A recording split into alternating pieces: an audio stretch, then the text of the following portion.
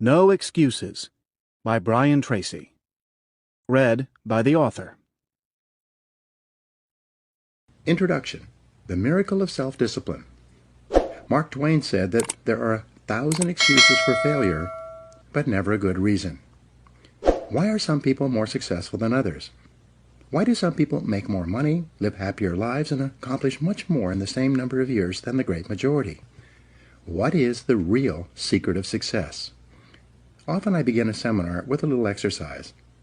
I ask the audience, how many people here would like to double their incomes? Almost everyone smiles and raises their hands. I then ask, how many people here would like to lose weight, get out of debt, achieve financial independence? Again, everyone smiles, some people cheer, and they all raise their hands. Then I say, wonderful, these are great goals that everyone has. We all want to make more money, spend more time with our families, be fit and trim, and achieve financial independence. Not only do we all want the same things, but we all know what we have to do to achieve them. And we all intend to do those things sometime. But before we get started, we decide that we need to take a little vacation to a wonderful fantasy place called Someday I'll. We say that, someday I'll read that book. Someday I'll start that exercise program. Someday I'll upgrade my skills and earn more money. Someday I'll get my finances under control and get out of debt. Someday I'll do all the things that I know I need to do to achieve all my goals. Someday. Probably 80% of the population lives on someday I'll most of the time. They think and dream and fantasize about all the things they're going to do someday. And who are they surrounded by on someday I'll? Other people on someday I'll. And what is the chief topic of conversation on someday I'll? Excuses. They all sit around and swap excuses for being on the island. Why are you here? They ask each other. And, not surprisingly, their excuses are largely the same. I didn't have a happy childhood. I didn't get a good education. I don't have any money. My boss is really critical. My marriage is no good. No one appreciates me. Or, the economy is terrible. They have come down with the disease of excusitis, which is invariably fatal to success. They all have good intentions, but as everyone knows, the road to hell is paved with good intentions. The first rule of success is simple. Vote yourself off the island. No more excuses. Do it or don't do it, but don't make excuses. Stop using your incredible brain to think up elaborate rationalizations and justifications for not taking action. Do something. Do anything. Get on with it. Repeat to yourself, if it's to be, it's up to me. Losers make excuses. Winners make progress. Now, how can you tell if your favorite excuse is valid or not? It's simple. Look around and ask, is there anyone else who has my same excuse who is successful anyway? When you ask this question, if you're honest, you'll have to admit that there are thousands and even millions of people who've had it far worse than you, who have gone on to do wonderful things with their lives. And what thousands and millions of other people have done, you can do as well, if you try. It's been said that if people put as much energy into achieving their goals as they spend making up excuses for failure, they would actually surprise themselves. But first, you have to vote yourself off the island. Very few people start off with many advantages. Personally, I did not graduate from high school. I worked at laboring jobs for several years. I had a limited education, limited skills, and a limited future. And then I began asking that question. Why are some people more successful than others? This question changed my life. Over the years, I've read thousands of books and articles on the subjects of success and achievement. It seems that the reasons for these accomplishments have been discussed and written about for more than 2,000 years in every conceivable way.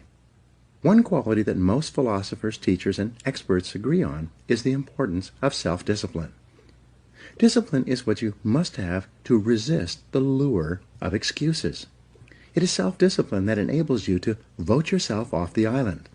It is the key to a great life, and without it, no lasting success is possible.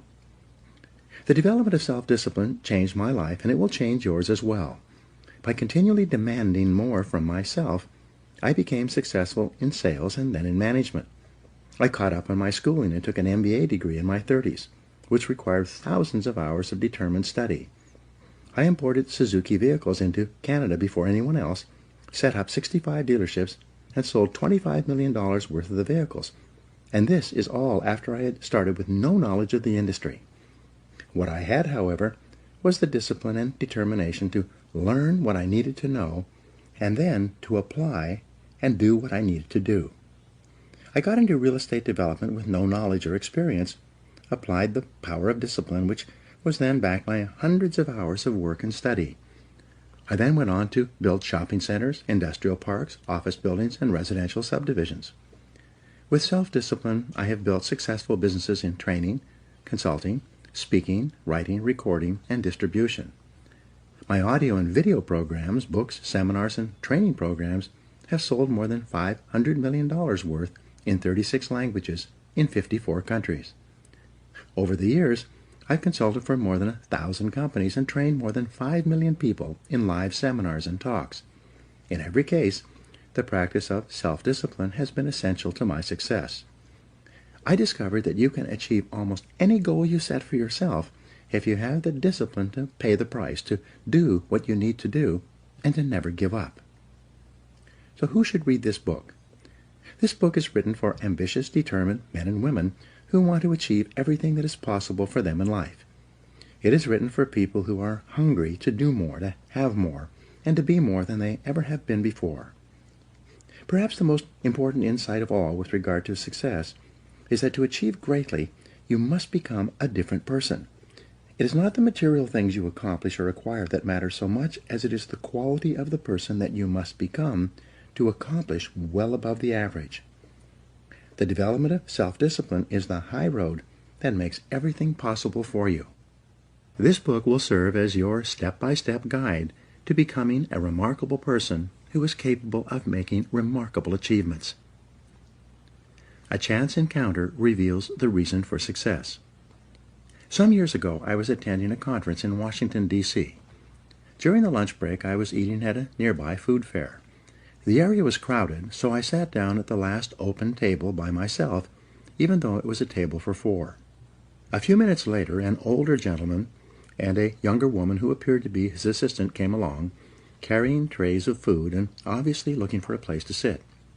Having lots of room at my table, I immediately arose and invited the older gentleman to join me. He was hesitant, but I insisted. Finally, he sat down quite thankfully, and we began to chat over lunch. It turned out that his name was Kopmeyer. As it happened, I immediately knew who he was. He was a legend in the field of success and achievement. Kopmeyer had written 4 best-selling books, each of which contained 250 success principles that he had derived from more than 50 years of research and study. I had read all 4 books from cover to cover, each more than once. After we had chatted for a while, I asked him the question that many people in this situation would ask. Of all the 1,000 success principles that you have discovered, which do you think is the most important? He smiled at me with a twinkle in his eye, as if he had been asked this question many times, and he replied without hesitating. The most important success principle of all was stated by Albert Hubbard, one of the most prolific writers in American history, at the beginning of the 20th century. He said, "Self-discipline is the ability to do what you should do, when you should do it, whether you feel like it or not." He went on to say, "There are 999 other success principles that I have found in my reading and experience. But without self-discipline, none of them work. With self-discipline, they all work." Thus, self-discipline is the key to personal greatness. It's the magic quality that opens all doors for you and makes everything else possible. With self-discipline, the average person can rise as far and as fast as his talents and intelligence can take him. But without self-discipline, a person with every blessing of background, education, and opportunity will seldom rise above mediocrity. Your 2 worst enemies. Just as self-discipline is the key to success, the lack of self-discipline is the major cause of failure, frustration, underachievement, and unhappiness in life. It causes us to make excuses and sell ourselves short. Perhaps the 2 biggest enemies of success, happiness, and personal fulfillment are first, the path of least resistance, and second, the expediency factor. The path of least resistance is what causes people to take the easy way in almost every situation. They seek shortcuts to everything. They arrive at work at the last minute and leave at the first opportunity. They look for get-rich-quick schemes and easy money. Over time, they develop the habit of always seeking an easier, faster way to get the things they want, rather than doing what is hard but necessary to achieve real success. The expediency factor, which is an extension of the law of least resistance, is even worse when leading people to failure and underachievement. This principle says, people invariably seek the fastest and easiest way to get the things they want right now, with little or no concern for the long-term consequences of their behaviors. In other words, most people do what is expedient, what is fun and easy, rather than what is necessary for success. Every day, and every minute of every day, there's a battle going on inside of you between doing what is right, hard, and necessary, like the angel on one shoulder, or doing what is fun, easy, and of little or no value, like the devil on your other shoulder. Every minute of every day you must fight and win this battle with the expediency factor and resist the pull of the path of least resistance if you truly desire to become everything you are capable of becoming. Take control of yourself. Another definition of self-discipline is self-mastery. Success is only possible when you can master your own emotions, appetites, and inclinations. People who lack the ability to master their appetites become weak and dissolute, as well as unreliable in other things as well. Self-discipline can also be defined as self-control.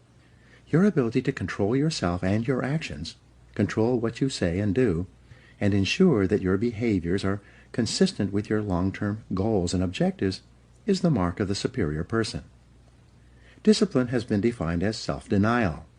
This requires that you deny yourself the easy pleasures, the temptations that lead so many people astray, and instead discipline yourself to do only those things that you know are right for the long term and appropriate for the moment.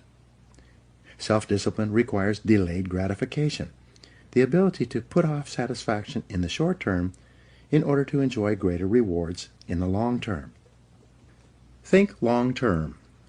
Sociologist Dr. Edward Banfield of Harvard University conducted a 50-year study into the reasons for upward socioeconomic mobility in America. He concluded that the most important single attribute of people who achieved great success in life was long-time perspective. Banfield defined time perspective as the amount of time an individual takes into consideration when determining his present actions. In other words, the most successful people are long-term thinkers. They look into the future as far as they can to determine the kind of people they want to become and the goals they want to achieve. They then come back to the present and determine the things that they will have to do or not do to achieve their desired futures. This practice of long-term thinking applies to work, career, marriage, relationships, money, and personal conduct, each of which is covered in the pages ahead. Successful people make sure that everything they do in the short term is consistent with where they want to end up in the long term. They practice self-discipline at all times. Perhaps the most important word in long-term thinking is sacrifice. Superior people have the ability throughout their lives to make sacrifices in the short term, both large and small, so as to assure greater results and rewards in the long term. You see this willingness to sacrifice in people who spend many hours and even years preparing, studying, and upgrading their skills to make themselves more valuable so that they can have a better life in the future, rather than spending most of their time socializing and having fun in the present.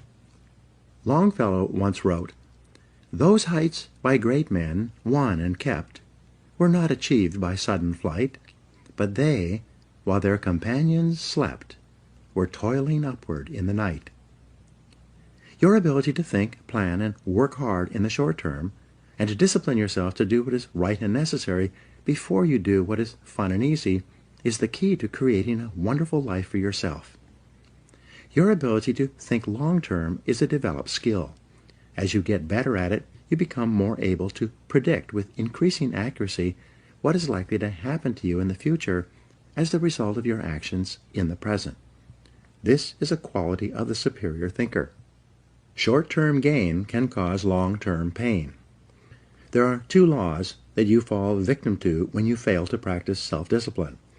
The first is called the law of unintended consequences. This law states that the unintended consequences of an action can be far worse than the intended consequences of that behavior because of a lack of long-term thinking. The second law is the law of perverse consequences, which says that a short-term action aimed at immediate gratification can lead to perverse or the opposite consequences from those at which it was aimed. For example, you might make an investment of time, money, or emotion with the desire and intent to be better off and happier as a result. But because you acted without carefully thinking or doing your homework, the consequences of your behavior turned out to be far worse than if you had done nothing at all. Every person has had this experience, and usually more than once. The common denominator of success. Herbert Gray, a businessman, conducted a long-term study searching for what he called the common denominator of success. After 11 years, he finally concluded that the common denominator of success was that successful people make a habit of doing the things that unsuccessful people don't like to do. And what were these things? It turned out that the things that successful people don't like to do are the same things that failures don't like to do either. But successful people do them anyway because they know that this is the price they will have to pay if they want to enjoy greater success and rewards in the future. What Gray found was that successful people are more concerned with pleasing results, whereas failures were more concerned about pleasing methods. Successful, happy people were more concerned with the positive, long-term consequences of their behaviors, whereas unsuccessful people were more concerned with personal enjoyment and immediate gratification. Motivational speaker Dennis Waitley has said that the top people were those who were more concerned with activities that were goal-achieving, whereas average people were more concerned with activities that were tension-relieving. Dinner before dessert. The simplest rule in the practice of self-discipline is to eat dinner before dessert. In a meal, there is a logical order of dishes, and dessert comes last. First, you eat the main courses and clean your plate. Only then do you have dessert. There's a cute but misleading bumper sticker that says, "Life is short, eat dessert first." Just think about what would happen if you came home from work and instead of eating a healthy dinner, you ate a large piece of apple pie with ice cream. What kind of appetite for healthy, nutritious food would you have afterward? With all that sugar in your stomach, how would you feel? Would you feel re-energized and eager to do something productive? Or would you feel tired and sluggish and ready to write off the day as largely finished? You get the same result when you go for a drink or two after work and then come home and turn on the television. These are simply different forms of dessert that largely eliminate your ability to do anything useful for the rest of the evening. Perhaps the worst part of all is that whatever you do repeatedly soon becomes a habit, and a habit once formed is hard to break. The habit of taking the easy way, of doing what is fun and enjoyable, or eating dessert before dinner, becomes stronger and stronger, and it leads inevitably to personal weakness, underachievement, and failure. The habit of self-discipline. Fortunately, you can develop the habit of self-discipline. The regular practice of disciplining yourself to do what you should do, when you should do it, whether you feel like it or not, becomes stronger and stronger as you practice it. You simply refuse to make excuses. Bad habits are easy to form, but hard to live with. Good habits are hard to form, but easy to live with. And, as Goethe said, everything is hard before it's easy. It's hard to form the habits of self-discipline, self-mastery, and self-control, but once you've developed them, they become automatic and easy to practice. When the habits of self-discipline are firmly entrenched in your behavior, you start to feel uncomfortable when you're not behaving in a self-disciplined manner. The best news is that all habits are learnable. You can learn any habit you need to learn in order to become the kind of person that you want to become. You can become an excellent person by practicing self-discipline whenever it's called for. Every practice of self-discipline strengthens every other discipline. Unfortunately, every weakness in discipline weakens your other disciplines as well. To develop the habit of self-discipline, you first make a firm decision about how you will behave in a particular area of activity.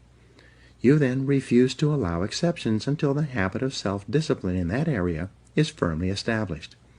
Each time you slip, as you will, you resolve once again to keep practicing self-discipline until it becomes easier for you to behave in a disciplined way than to behave in an undisciplined way. The big payoff. The payoff for developing high levels of self-discipline is extraordinary. There is a direct relationship between self-discipline and self-esteem. The more you practice self-mastery and self-control, the more you like and value yourself. The more you discipline yourself, the greater is your sense of self-respect and personal pride. The more you practice self-discipline, the better is your self-image.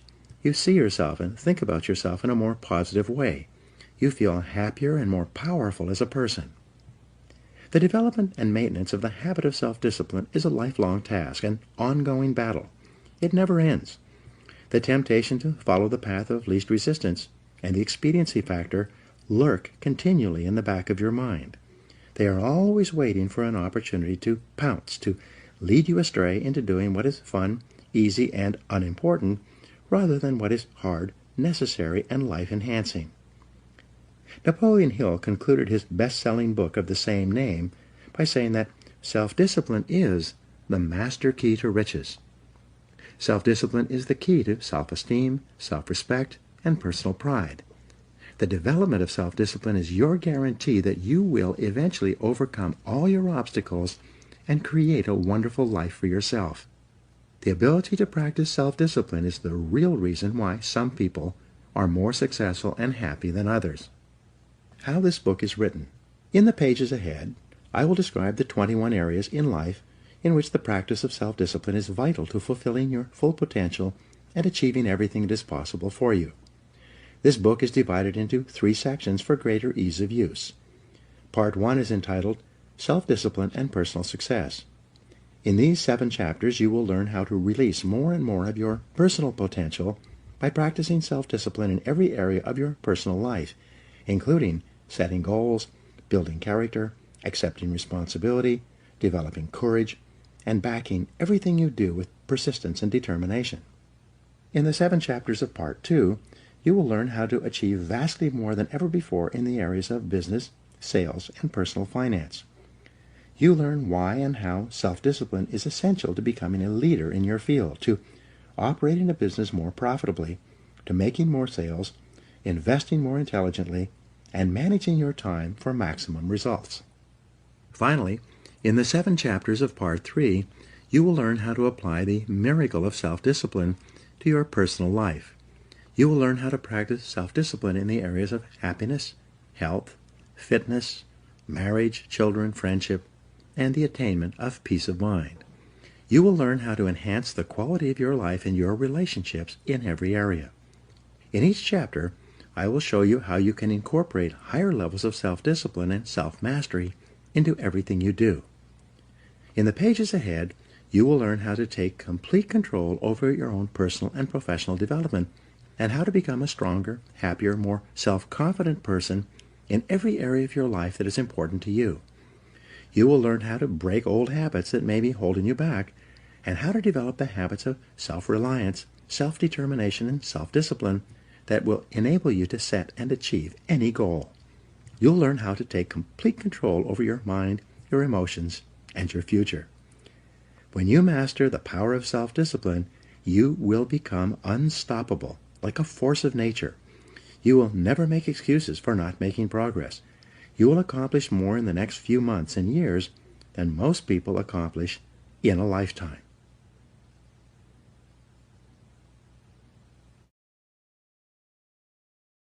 Part 1. Self-Discipline and Personal Success. Your success in life depends more on the person you become than on the things you do or acquire. As Aristotle wrote, the ultimate end of life is the development of character. In these chapters, you will learn how to develop and use discipline in order to become an excellent person. You'll learn how to develop greater self-esteem, self-respect, and personal pride.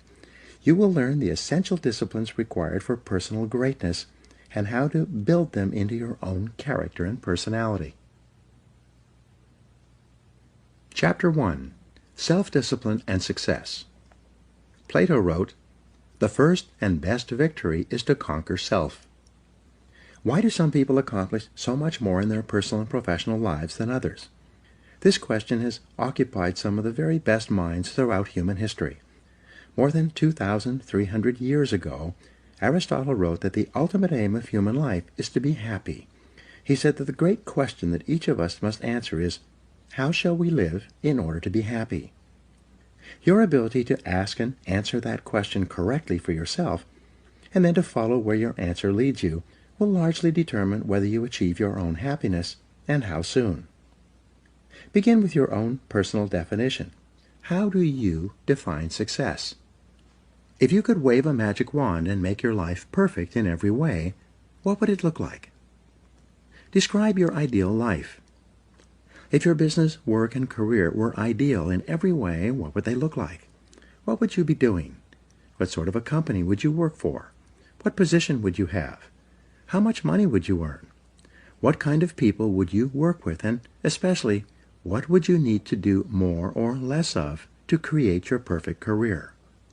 If your family life were perfect in every way, what would it look like? Where would you live? And how would you be living? What kind of a lifestyle would you have? What sort of things would you want to have and do with the members of your family? If you had no limitations, and you could wave a magic wand, in what ways would you change your family life today? If your health were perfect, how would you describe it? How would you feel? How much would you weigh? How would your levels of health and fitness be different from what they are today? Most of all, what steps could you take immediately to begin moving toward your ideal levels of health and energy? If your financial situation were ideal, how much would you have in the bank? How much would you be earning each month and each year from your investments? If you had enough money so that you never had to worry about finances again, how much would that be?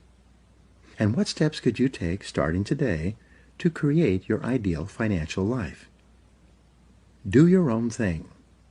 A popular definition of success is being able to live your life in your own way, doing only those things that you want to do, with the people who you choose in the situations you desire.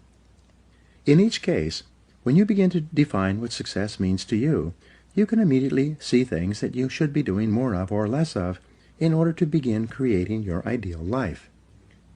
And the biggest thing that holds you back from moving in the direction of your dreams is usually a lack of self-discipline and your favorite excuses.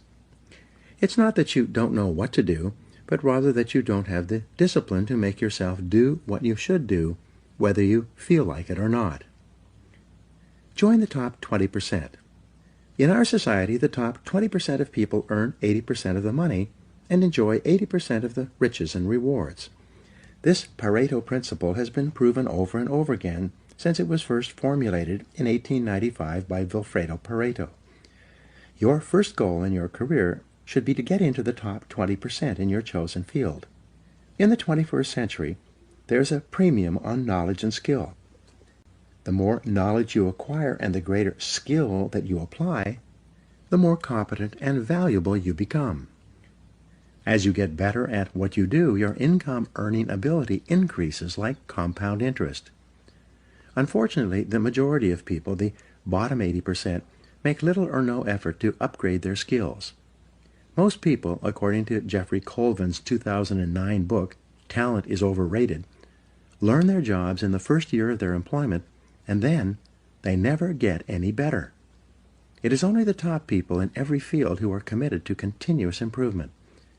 Because of this increasing disparity of productive ability, based on knowledge, skill, and hard work, the top 1% of people in America today control as much as 33% of the financial assets, starting with nothing.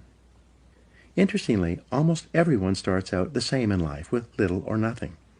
Almost all fortunes in America and worldwide are first generation. This means that most individuals started with little or nothing and earn everything they own in their current lifetime. The wealthiest people in America are almost all first-generation multi-billionaires. This is the case with wealthy Americans such as Bill Gates, Warren Buffett, Larry Ellison, Michael Dell, and Paul Allen. Fully 80% of millionaires and multimillionaires started with little money, often penniless and sometimes deeply in debt, with few advantages, such as Sam Walton, who died worth more than $100 billion. Why have these people been able to achieve so much when so many have achieved so little? In their book, The Millionaire Next Door, Thomas Stanley and William Danko interviewed more than 500 millionaires and surveyed 11,000 more over a 25-year period. They asked them why they felt they had been able to achieve financial independence when most of the people around them who started at the same place were still struggling. Fully 85% of this new generation of millionaires replied by saying something like, "I didn't have a better education or more intelligence, but I was willing to work harder than anyone else." Hard work is the key. The indispensable requirement for hard work is self-discipline. Success is only possible when you can overcome the natural tendency to cut corners and take the easy way. Lasting success is only possible when you can discipline yourself to work hard for a long, long time. As I mentioned in the introduction, I started my own life with no money or advantages.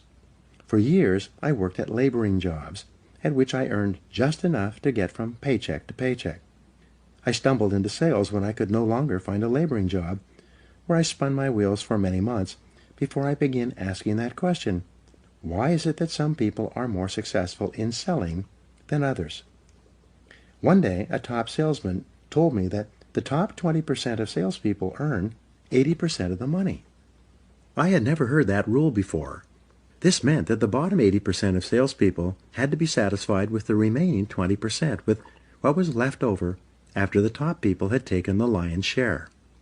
I decided then and there that I was going to be in the top 20%, and this decision changed my life. The Great Law. Then I learned the iron law of the universe, which made getting into the top 20% possible. It was the law of cause and effect, or sowing and reaping.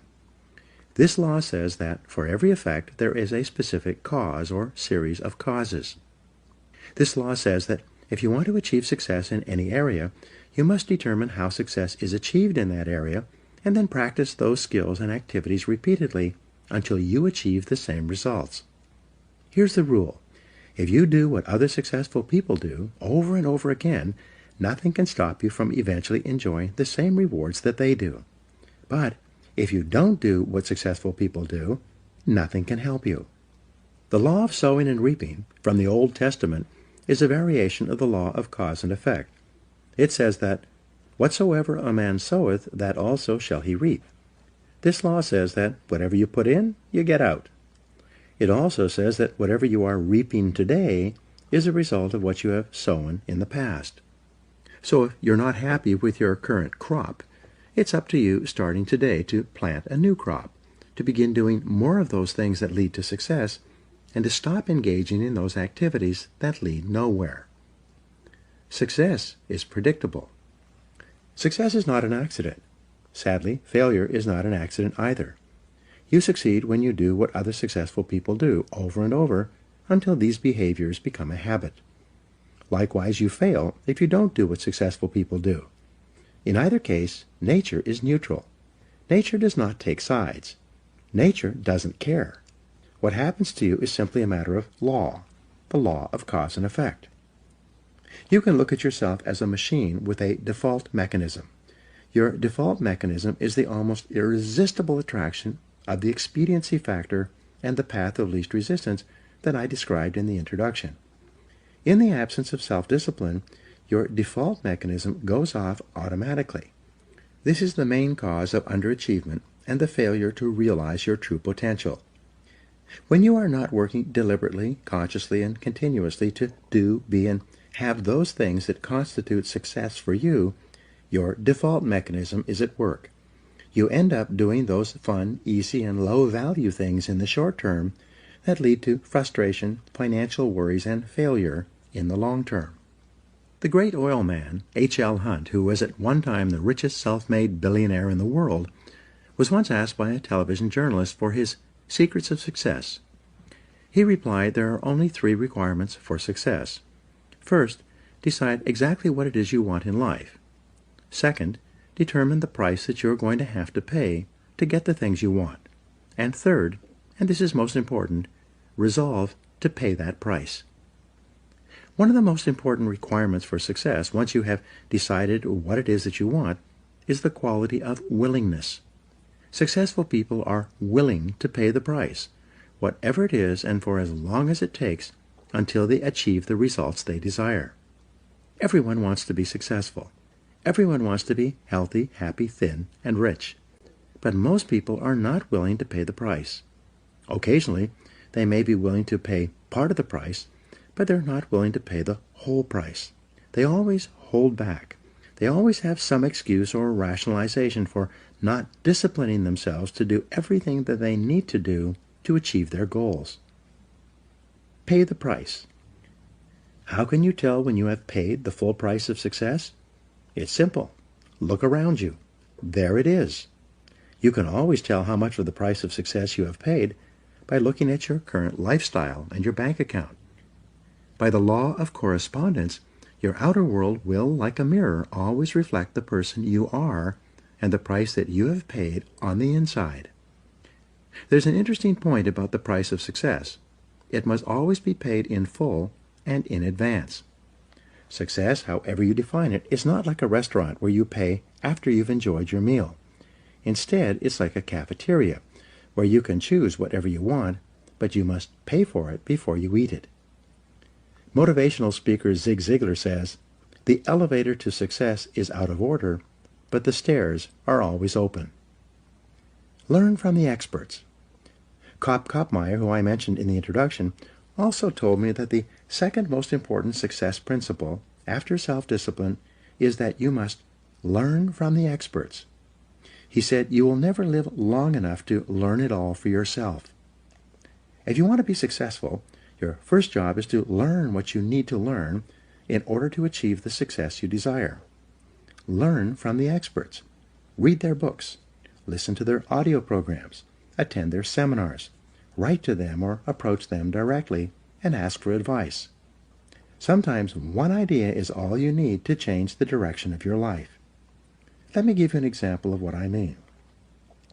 Some years ago, I was referred by a friend to an excellent dentist. I learned later that he had a superb reputation. He was called the dentist's dentist. He was the dentist that the other dentists went to when they needed excellent dental work. He told me that he attended every major dental conference that he could. When he was there, he attended every session, listening to dentists from all over the country and all over the world discuss the latest breakthroughs in dental technology. One week, at great sacrifice in time and money, he attended an international dental conference in Hong Kong. At that conference, he sat in on a session given by a Japanese dentist who had discovered a new technology in cosmetic surgery that improved the appearance of teeth and enabled people to look handsome or beautiful indefinitely. He returned to San Diego and immediately began using the new technique in his practice. Soon, he became excellent in this area and developed a national reputation. Within a couple of years, people were coming to him from all over southwestern United States for this treatment. Because he had developed this expertise, he could raise his fees again and again. Eventually, he had made so much money that he was able to retire at the age of 55, financially independent and able to spend the rest of his life with his family, traveling and fulfilling his dreams. The point of this story is that by continually seeking out ideas and advice from other experts in his field, he came across a new technology that helped him become the leader in his field and saved him 10 years of hard work in order to achieve the same level of financial success. This could happen to you as well, but only if you become a lifelong student of your craft. Mental and physical fitness need to be ongoing. Achieving success is like achieving physical fitness. It is like bathing, brushing your teeth, and eating. It is something that you need to do continuously every day.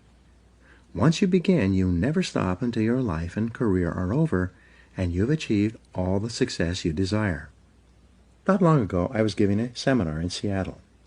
Just before the break, I encouraged people to buy and listen to my audio programs on sales, time management, and personal success.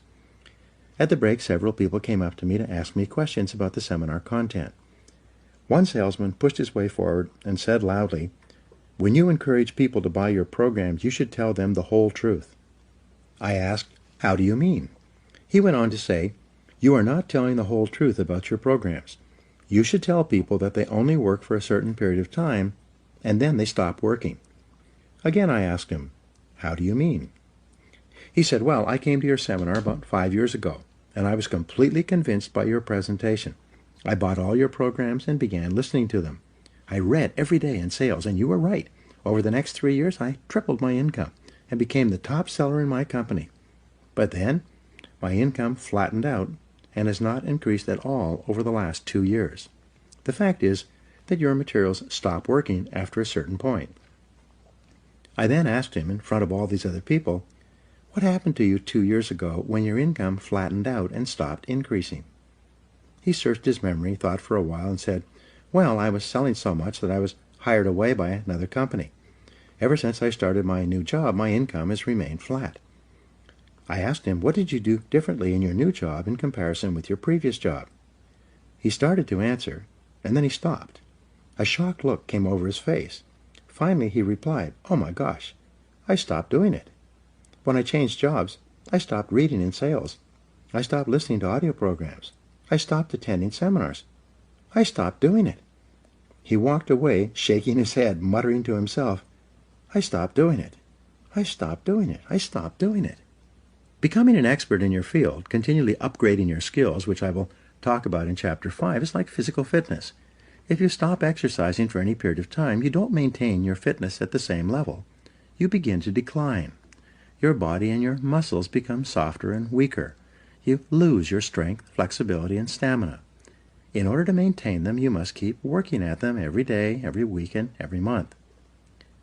Become all you can be. There's an even more important reason for you to practice the self-discipline that leads onward and upward to the great successes that are possible for you. The practice of self-discipline enables you to change your character, to become a stronger and better person.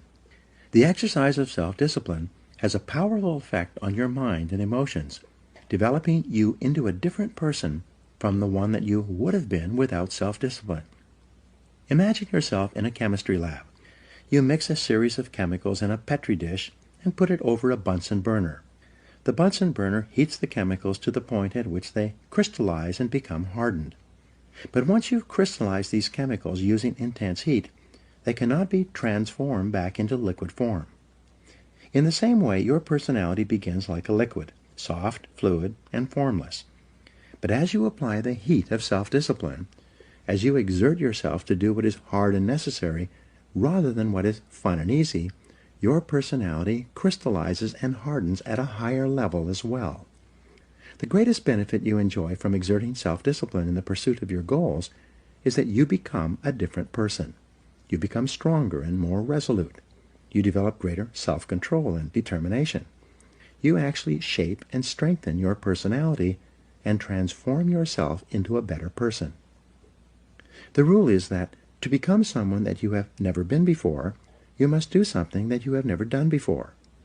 This means that to develop a superior character, you must exert ever higher levels of self-discipline and self-mastery on yourself. You must do the things that average people don't like to do. Another success principle is that to achieve something that you've never achieved before, you must learn and practice qualities and skills that you've never had before. By practicing self-discipline, you become a new person. You become better, stronger, and more clearly defined. You develop higher levels of self-esteem, self-respect, and personal pride. You move yourself up the ladder of human evolution and become a person of higher character and resolve. Success is its own reward. The wonderful thing about the achievement of success is that every step in that direction is rewarding in itself. Each step you take toward becoming a better person and accomplishing more than you ever have before makes you feel happier, more confident, and more fulfilled. You've heard it said that nothing succeeds like success.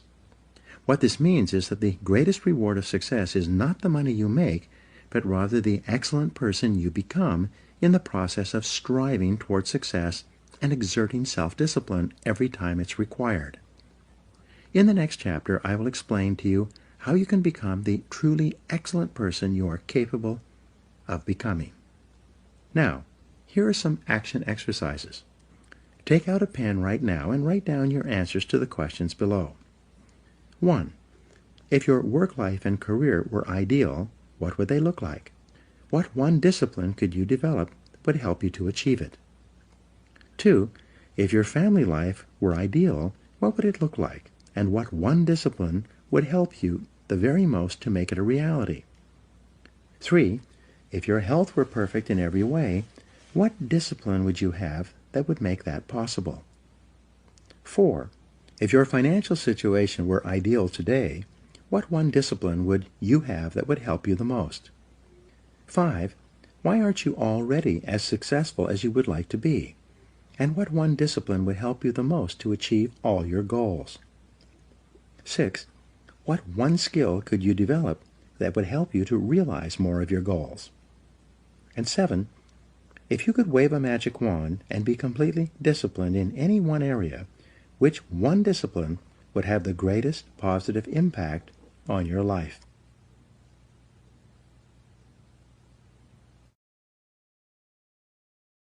Chapter 2. Self-Discipline and Character. Henry Ward Beecher wrote, "Hold yourself responsible for a higher standard than anyone else expects of you. Never excuse yourself, never pity yourself. Be a hard master to yourself, and be lenient to everyone else." The development of character is the great business of life. Your ability to develop a reputation as a person of character and honor is the highest achievement of both social and business life. Ralph Waldo Emerson wrote, "What you do speaks so loudly that I cannot hear a word you say." The person you are today, your innermost character, is the sum total of all your choices and decisions in life up to this date. Each time you have chosen rightly and acted consistently with the very best that you know, you have strengthened your character and become a better person.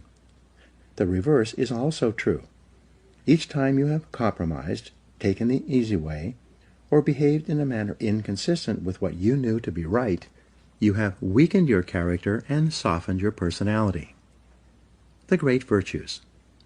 There are a series of virtues or values that are usually possessed by a person of character. These are courage, compassion, generosity, temperance, persistence, and friendliness, among others. We'll talk about some of these in Part 3 of this book. Coming before all these values, however, is the most important one of all when determining the depth and strength of your character: integrity. It is your level of integrity, living in complete truth with yourself and others, that demonstrates more than anything else the quality of your character. In a way, integrity is actually the value that guarantees all the other values.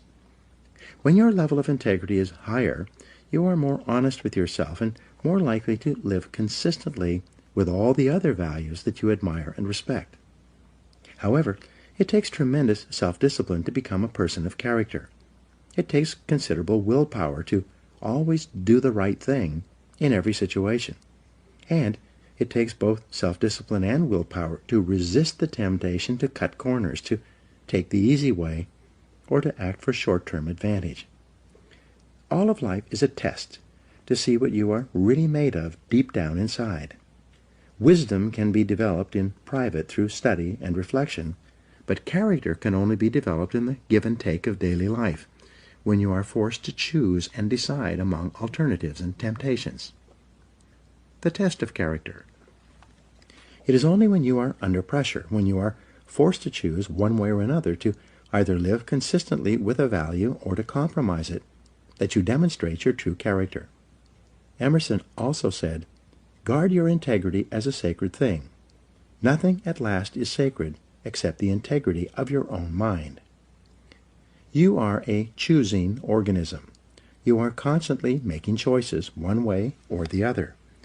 Every choice you make is a statement about your true values and priorities.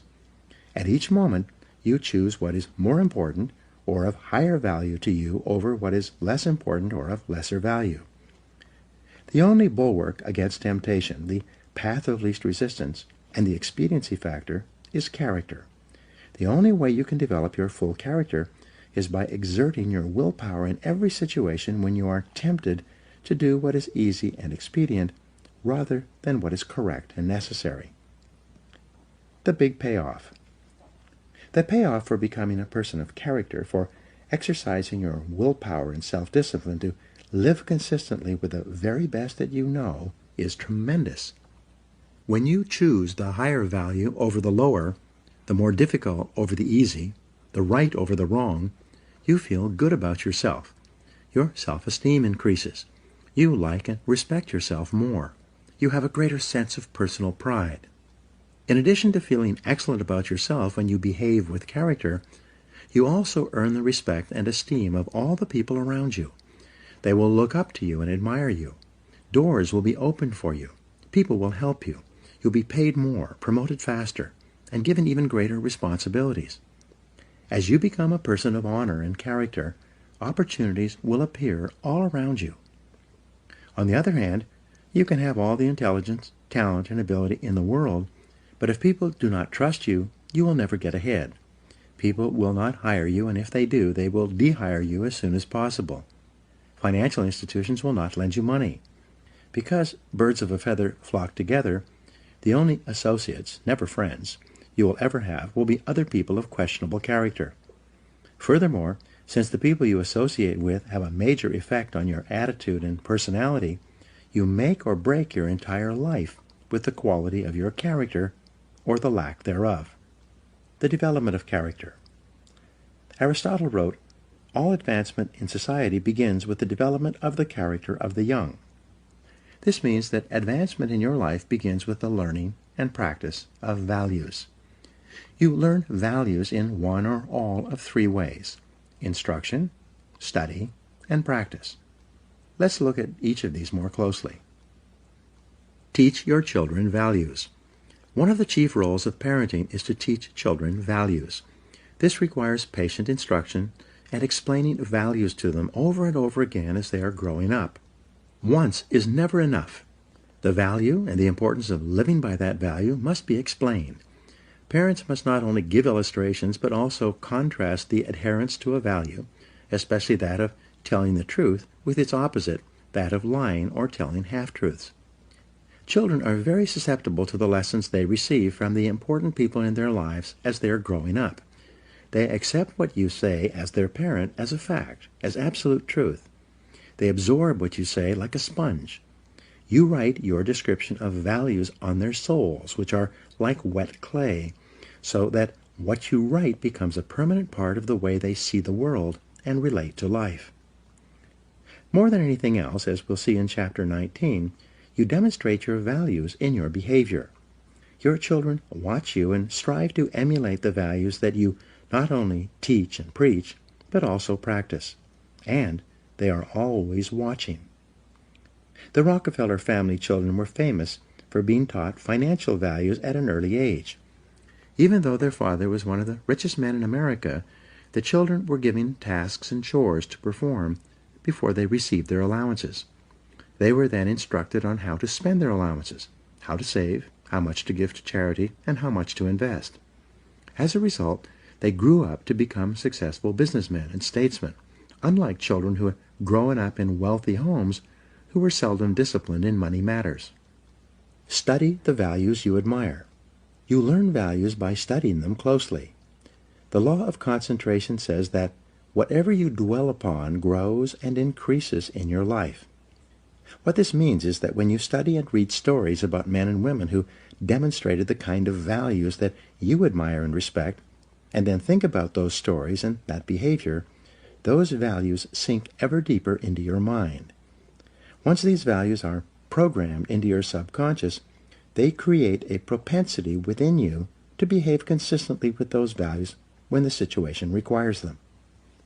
For example, in military training, soldiers are continually told stories of courage, obedience, discipline, and the importance of supporting their fellow soldiers. The more they hear these stories, discuss them, and think about them, the more likely they are to behave consistently with these values when they are under the pressure of actual combat. The core value or virtue of character is truth. Whenever you tell the truth, however inconvenient it may be at the time, you feel better about yourself, and you earn the respect of the people around you. One of the highest accolades you can pay another person is to say that, he or she always tells the truth. Emulate the people you most admire. Much of your character is determined by the people you most admire, both living and dead. Who are they? Looking over your life and history, make a list of the people whom you most admire, and next to their names, write out the virtues or values that they most represent to you. If you could spend an afternoon with anyone, living or dead, what one person would you choose? Why would you choose that person? What would you talk about during your afternoon together? What questions would you ask, and what would you want to learn? Consider this as well. Why would that person want to spend an afternoon with you?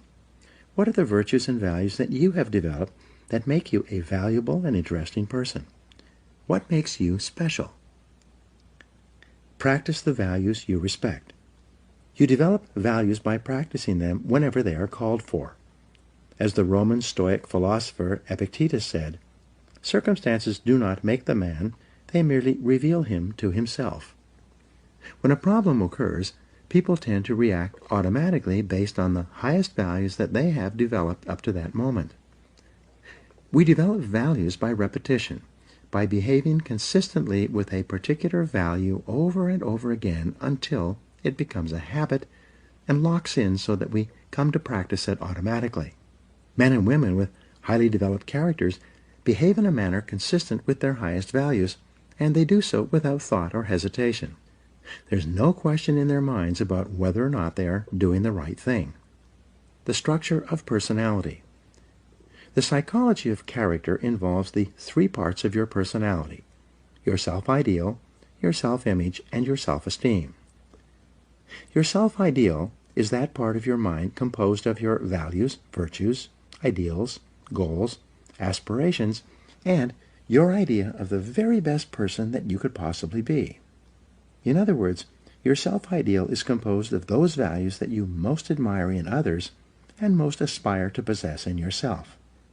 The most important part of your self-ideal is summarized in the word clarity. Superior people are those who are absolutely clear about who they are and what they believe. They have complete clarity about the values they believe in and what they stand for. They are not confused or indecisive. They are firm and resolute when it comes to any decision in which a value is involved. On the other hand, weak and irresolute people are fuzzy and unclear about their values. They have only a vague notion of what is right or wrong in any situation. As a result, they take the path of least resistance and act expediently. They do whatever seems to be the fastest and easiest thing to get what they want in the short term, giving little or no consideration or concern about the consequences of their acts. The evolution of character. In biology, life forms are categorized from the least to the most complex, from single-celled plankton all the way up to the increasingly complex spectrum of life to the human being. Similarly, human beings can be organized along a spectrum as well, from the least to the most developed. The lowest forms of humans are those with no values, virtues, or character. These people always act expediently and take the path of least resistance in their search for immediate gratification. At the highest levels of development of the human race, however, are those men and women of complete integrity, who would never compromise their honesty or their character for anything, including the threat of financial loss, pain, or even death. George Washington is famous for his honesty, which was demonstrated in the story in which he admitted that he had cut down the cherry tree. In the same vein, the founding fathers of the United States wrote that we hereby pledge our lives, our fortunes, and our sacred honor to the signing of the Declaration of Independence. In his book, Trust, the Social Virtues and the Creation of Prosperity, philosopher Francis Fukuyama observed that societies worldwide can be divided into two kinds: high trust and low trust. He also argues that the highest trust societies, those in which integrity is most admired, encouraged, and respected, are also the most law-abiding, free, and prosperous. At the other end of the societal spectrum, however, are those societies characterized by tyranny, thievery, dishonesty, and corruption. Each of these are, without exception, both undemocratic and poor. Trust is the key. Trust is the lubricant of human relationships. Where there is high trust among and between people, economic activity flourishes and there are opportunities for all. On the other hand, where there is low trust, economic resources are squandered in an attempt to protect against thievery and corruption, or those resources are not available at all. In the United States, we have the Constitution and Bill of Rights. These documents lay out the rules by which Americans agree to live. They create the structure of our government and guarantee our rights. But they assume that our elected representatives will be men and women of honor, committed to protecting and defending those rights. They attempt to assure that only men and women of character can thrive and prosper over the long term in our economic, political, and social system. They aim to assure that in most cases, only men and women of character can rise to high positions in society. Although our system is not perfect and people of questionable character occasionally rise to positions of prominence, it is seldom for very long. The basic demand of Americans for honesty and integrity eventually leads to the exposure and censure of dishonest people. The demand for men and women of character continues unabated. Your self-image, your inner mirror. The second part of your personality is your self-image. This is the way we see and think about ourselves, especially prior to any event of importance. People always tend to behave on the outside consistently with the way they see themselves on the inside. This is often called our inner mirror, into which we peer before we engage in any behavior. When you see yourself as calm, positive, truthful, and possessed of high character, you behave with greater strength and personal power. Other people respect you more. You feel in control of yourself and the situation. What's more, whenever you actually behave in a manner that is consistent with your highest values, your self-image improves. You see and think about yourself in a better light. You feel happier and more confident. Your behavior and outward performance then reflects this increasingly improving inner picture you have of yourself as the very best person you can possibly be. People tend to accept you at your own evaluation of yourself, at least initially. If you see and think of yourself as an excellent person who is possessed of high character, you will treat other people with courtesy, grace, and respect. In turn, they will likewise treat you as a person of honor and character. Your self-esteem, how much you like yourself. The third part of your personality is your self-esteem. This is how you feel about yourself, your emotional core. Your self-esteem is defined as how much you like yourself. But it's more than only this. The more you see yourself as a valuable and important person, the more positive and optimistic you will be. When you truly consider yourself to be important and valuable, you will treat other people as if they are important as well. Your self-esteem is largely determined by how consistent your self-image, which shapes your personal behavior, is with your self-ideal or your vision of the very best person you can possibly be. Whenever you act consistently with who you consider an excellent person to be, your self-image improves and your self-esteem increases. You like and respect yourself more. You feel happy about yourself and others. The more you like yourself, the more you like others, and the more they like you in return. By acting with character and in harmony with your highest values, you put your whole life, internally and externally, into an upward spiral. In every area of your life, things will get better and better for you. Your role models have a tremendous impact on shaping your character. The more you admire a person and his or her qualities, the more you strive, both consciously and unconsciously, to become like that person. This is why clarity is so important. Always behave consistently. Whenever you act in a way that is consistent with your values, you feel good about yourself. Whenever you compromise your values for any reason, you feel bad about yourself. This also means that when you compromise your values, your self-confidence and self-esteem go down. You feel uneasy and inferior, inadequate and uncomfortable. When you compromise your values, deep down inside you feel that something is fundamentally wrong. Almost all human problems can be solved by a return to your highest values and your innermost convictions. When you look back, there have probably been situations in your life when you have compromised your values in order to save an investment, keep a job, preserve a relationship or maintain a friendship. In each case, you have felt worse and worse until you finally broke it off and walked away. And how did you feel when you finally had the strength of character to walk away? You felt wonderful. Whenever you use your willpower and strength of character to return to the values that are most dear to you, you are rewarded with a wonderful feeling of happiness and exhilaration. You feel energized and free. You wonder why you didn't make that decision a long time ago. Do the right thing. In the development of character that is based on self-discipline and willpower, long-term thinking is essential. The more you think about the long-term consequences of your behavior, the more likely it is that you will do the right thing in the short term. So when you have to make a choice or decision, always ask the magic question, what's important here? Practice the universal maxim of Immanuel Kant, the philosopher. He said, resolve to behave as though your every act were to become a universal law for all people. One of the great questions for the development of character is this: what kind of a world would this world be if everyone in it was just like me? Whenever you slip, whenever you do or say something that is inconsistent with your highest values, immediately get back on your horse. Say to yourself, this is not like me, and resolve that next time you'll do better. What you dwell upon grows. If you are in a situation today in which you are not living up to your highest values, make a decision this very minute to confront the situation and straighten it out. The minute you do, you will once again feel happy and back in control. There's an old Indian story. On my shoulders are two wolves.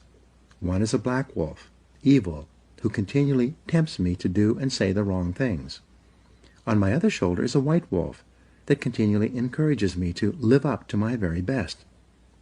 A listener asked the old man, which of these wolves has the greatest power over you? The old man replied, the one I feed. By the law of concentration, whatever you dwell upon grows and increases in your life. When you think and talk about the virtues and values that you most admire and respect, you therefore program those values deeper and deeper into your subconscious until they begin to operate automatically in every situation. Whenever you exercise your self-discipline and willpower to live your life consistently with those values that you most aspire to be known for, you begin to move rapidly along the path to becoming an excellent person. Now here are some action exercises for you. Take out a sheet of paper and write out your answers to these questions. 1. Name 3 people, living or dead, who you most admire, and describe one quality of each of them that you respect. 2. Determine the most important virtue or quality in your life that you strive the most to practice or emulate. 3. Identify those situations in which you feel the most confident, in which you feel like the very best person you could possibly be. 4. What situations give you your greatest feelings of self-esteem and personal worth? 5. If you are already an excellent person in every respect, how would you behave differently from today onward? 6. What one quality would you like people to think of when your name is mentioned, and what could you do to ensure this happens? 7. In what one area do you need to be more truthful and practice higher levels of integrity than you do today? Whatever your answers, write them down, and then begin to practice them.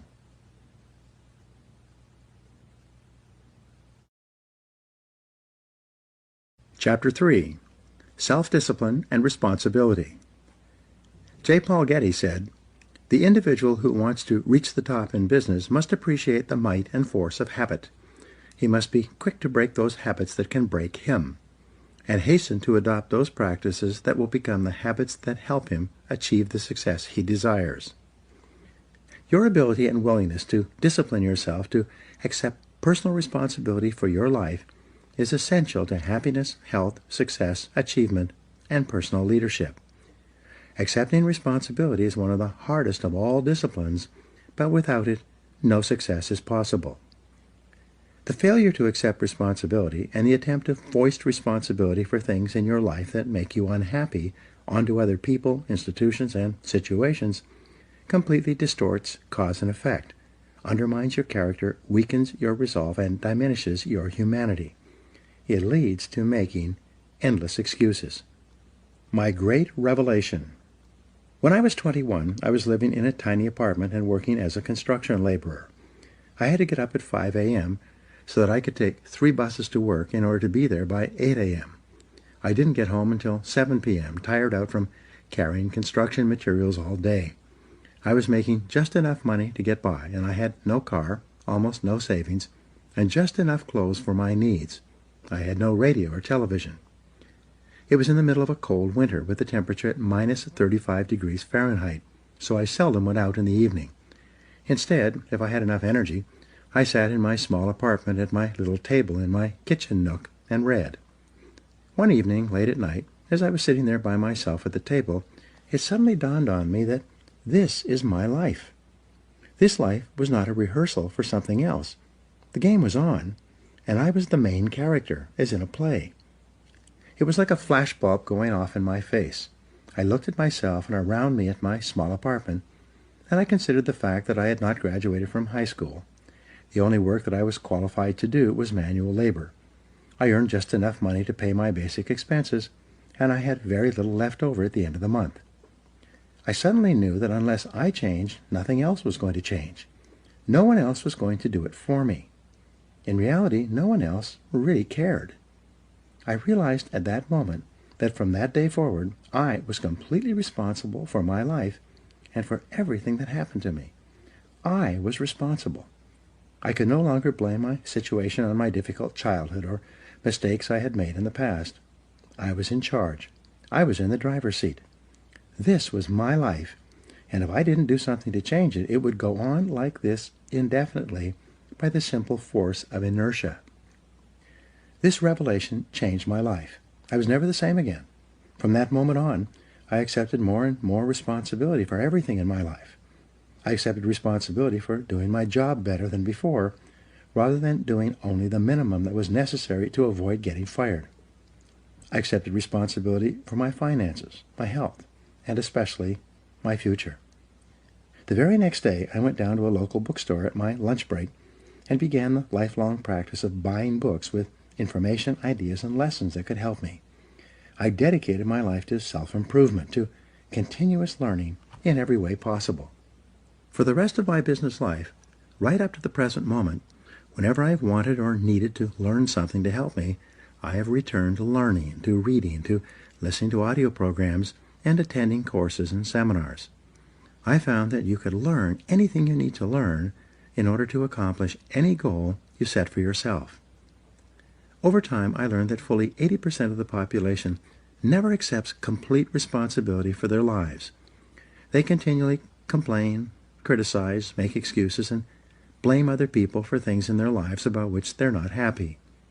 The consequences of this way of thinking, however, can be disastrous. They can sabotage all hopes for success and happiness later in life. From childhood to maturity. When you are growing up, from an early age you become conditioned to see yourself as not responsible for your life. This is normal and natural. When you're a child, your parents are in charge. They make all your decisions. They decide what food you will eat, what clothes you will wear, what toys you will play with, what home you will live in, what school you will attend, and what activities you will engage in during your spare time. Because you are young, innocent, and unknowing, you do what they want you to do. You have little choice or control. As you grow up, however, you begin to make more and more of your own decisions in each of these areas. But because of your early programming, you are conditioned unconsciously to feel that someone else is still responsible for your life, that there's still someone else out there who can or should take care of you. Most people grow up believing that if something goes wrong, someone else is responsible. Someone else is to blame. Someone else is guilty. Someone else is the villain, and they are the victim. As a result, most people make more and more excuses for the things in their lives, past and present, that make them unhappy. Get over the mistakes your parents made. If your parents criticized you or got angry with you for mistakes you made when you were growing up, you began to unconsciously assume that somehow you were at fault. If your parents punished you physically or emotionally for doing or not doing something that pleased or displeased them, you felt inferior and inadequate. When your parents withheld their love to punish you for not doing something they demanded, you might have grown up with deep feelings of guilt, unworthiness, and undeservingness. All these negative feelings could then intersect to make you feel like a victim, like you are not responsible for yourself or your life once you became an adult. The most common feeling that we have as adults, if we have been raised in a critical home environment, is the feeling that I'm not good enough. Because of this feeling, we compare ourselves unfavorably to others. We think that other people who seem to be happier or more confident are better than us. We develop feelings of inferiority. This can become an emotional trap. The fatal fallacy. If we think for any reason that others are better than us, we unconsciously assume that we must be worse than they are. If they are worth more than we are, we assume that we must be worth less. This feeling of inadequacy or worthlessness lies at the root of most personality problems in our lives, as well as most political and social problems in our world, both nationally and internationally. To escape from these feelings of guilt and worthlessness that have been instilled in us as the result of destructive criticism in childhood, we lash out at our world, other people, and situations. In any part of our life with which we are unhappy or discontented, our first reaction is to look around and ask, who's to blame? Most religions teach the concept of sin, which states that whenever something goes wrong, someone is to blame.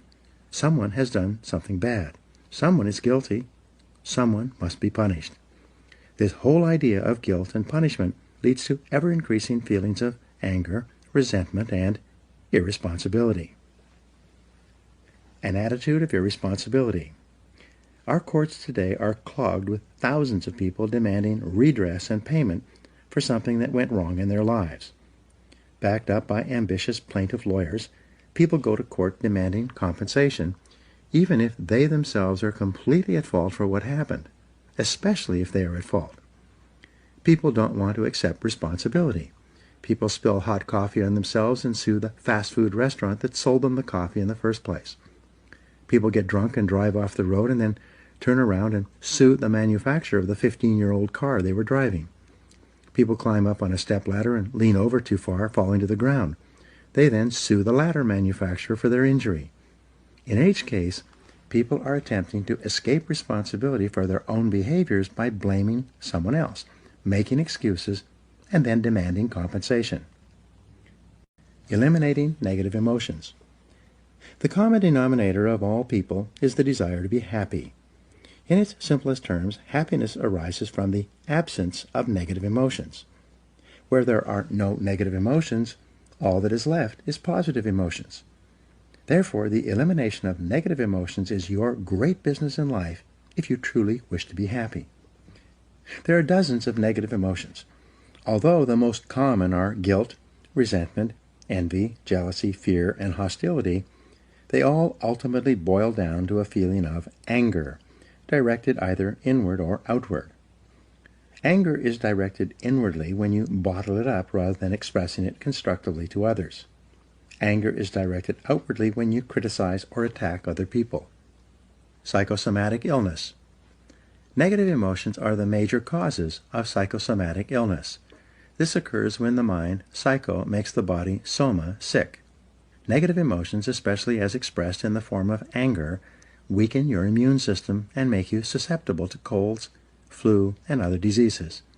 Uncontrolled bursts of anger can actually bring about heart attacks, strokes, and nervous breakdowns. Here's the great discovery.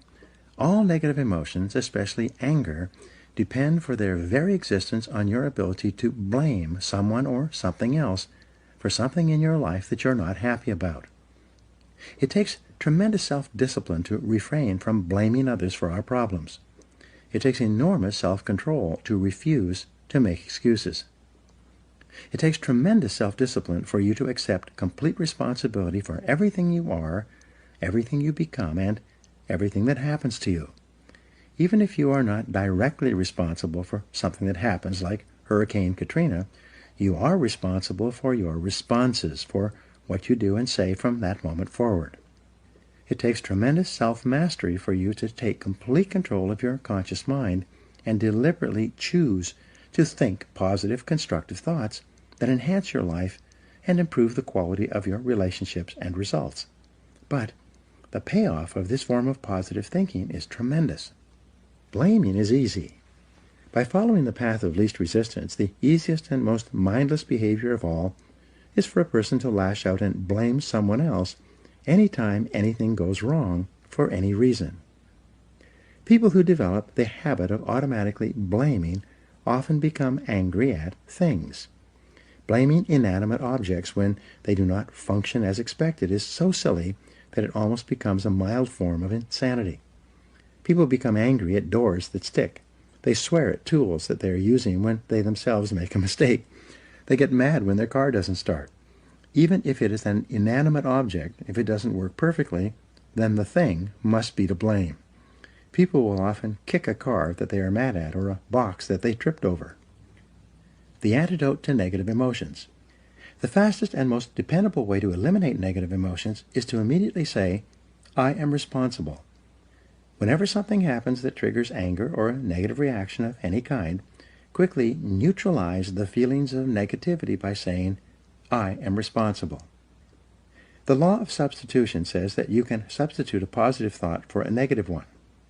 Since your mind can only hold one thought at a time, when you deliberately choose the positive thought, I am responsible, you cancel out any other thought or emotion at that moment. It is not possible to accept responsibility and remain angry at the same time. It's not possible to accept responsibility and experience negative emotions. It's not possible to accept responsibility without becoming calm, clear, positive, and focused once more. As long as you are blaming someone else for something in your life that you don't like, you will remain a mental child. You continue to see yourself as small and helpless, like a victim. You continue to lash out. However, when you begin to accept responsibility for everything that happens to you, you transform yourself into a mental adult. You will see yourself as being in charge of your own life and no longer a victim. In Alcoholics Anonymous, people who are having problems with drinking attend meetings with others going through the same situation. What they have found is that until the individual accepts responsibility for his or her problems, both with alcohol and in other areas of life, no progress is possible. But after the person accepts responsibility, everything is possible. This is true with almost every difficult situation in life in which you project your unhappiness onto other people or factors outside yourself. Money and emotions. Many of our biggest problems and concerns in life have to do with money, earning it, spending it, investing it, and especially losing it. As a result, many of our negative emotions are associated with money in some way. However, the fact is that you are responsible for your financial life. You choose. You decide. You are in charge. You cannot blame your financial problems or situation on other people. You are in the driver's seat. So it is only when you accept responsibility for your income. Who chose to accept the job you are working at? Your bills. Who spent the money that put you into debt? And your investments. Who made those decisions? Can you move from becoming an economic child to an economic adult? Responsibility and control. There's a direct relationship between the acceptance of responsibility and the amount of personal control you feel you have over your life. This means that the more you accept responsibility, the greater sense of control you experience. There's also a direct relationship between the amount of control you feel you have and how positive you feel.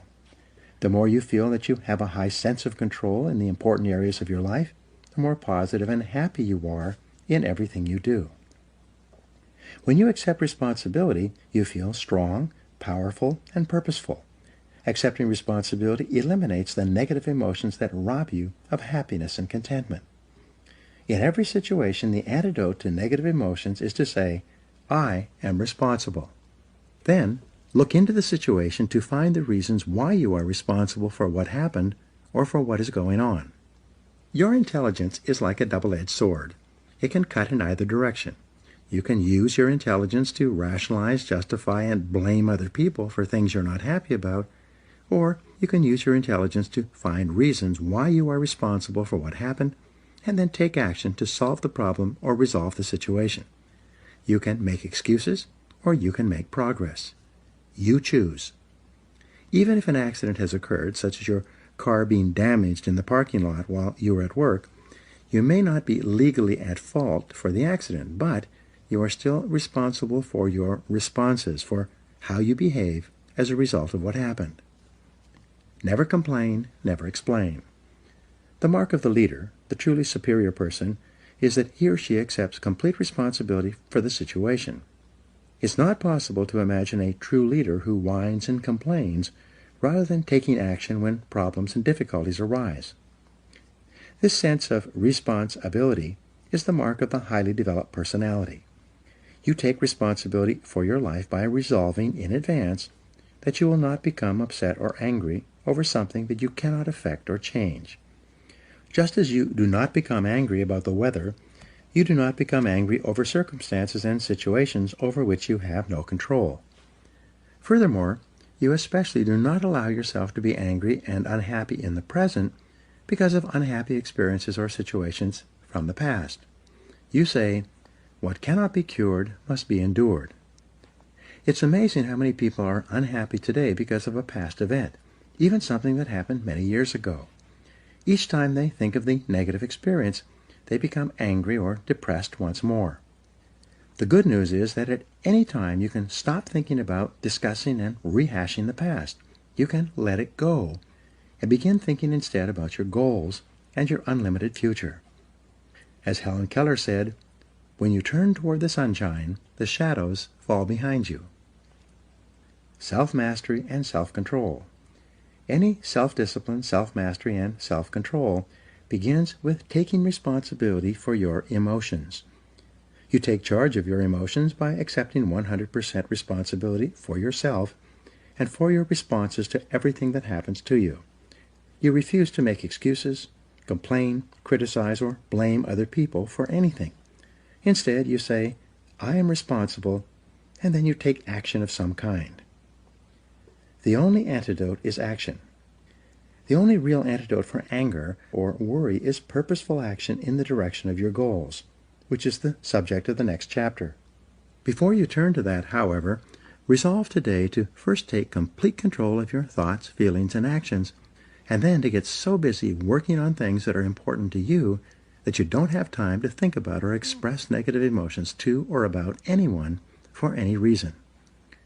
When you exert your self-discipline and willpower in the acceptance of personal responsibility for your life, you take complete control of your thoughts and feelings. By doing so, you become a much more effective, happy, and positive person in everything you do. Now here are some action exercises for you. 1.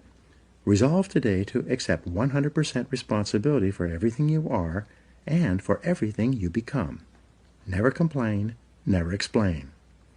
2. Look into your past and select a person or incident that still makes you unhappy today. Instead of justifying your negative feelings, look for reasons why you were partially responsible for what happened. 3. Select a relationship in your past that made you unhappy, and then give 3 reasons why you were responsible for what occurred. 4. Select one person in your past with whom you are still angry, and resolve to forgive that person completely for what happened. This act will liberate you emotionally. 5. Accept complete responsibility for your financial situation, and refuse to blame any financial problems on anyone else. Now, what steps are you going to take to resolve that situation? 6. Accept complete responsibility for your family situation with each person, and then take immediate action to improve your relationships wherever there may be problems. And number 7, accept 100% responsibility for your health. Resolve today to do or stop doing whatever is necessary for you to attain excellent all-around health.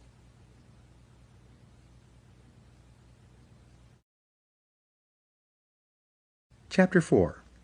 Self-Discipline and Goals. Jim Rohn said, Discipline is the bridge between goals and accomplishment. Your ability to discipline yourself to set clear goals for yourself and then to work toward them every day will do more to guarantee your success than any other single factor. You need to have goals to accomplish worthwhile things in life. You've probably heard it said that you can't hit a target that you can't see. If you don't know where you're going, any road will get you there. And as Wayne Gretzky said, you miss every shot you don't take. The very act of taking the time to decide what you really want in each area of your life can change your life completely. The 3% factor. It seems that only 3% of adults have written goals and plans, and this 3% earn more than all of the other 97% put together. Why is this? The simplest answer is that if you have a clear goal and a plan to achieve it, you therefore have a track to run on every single day.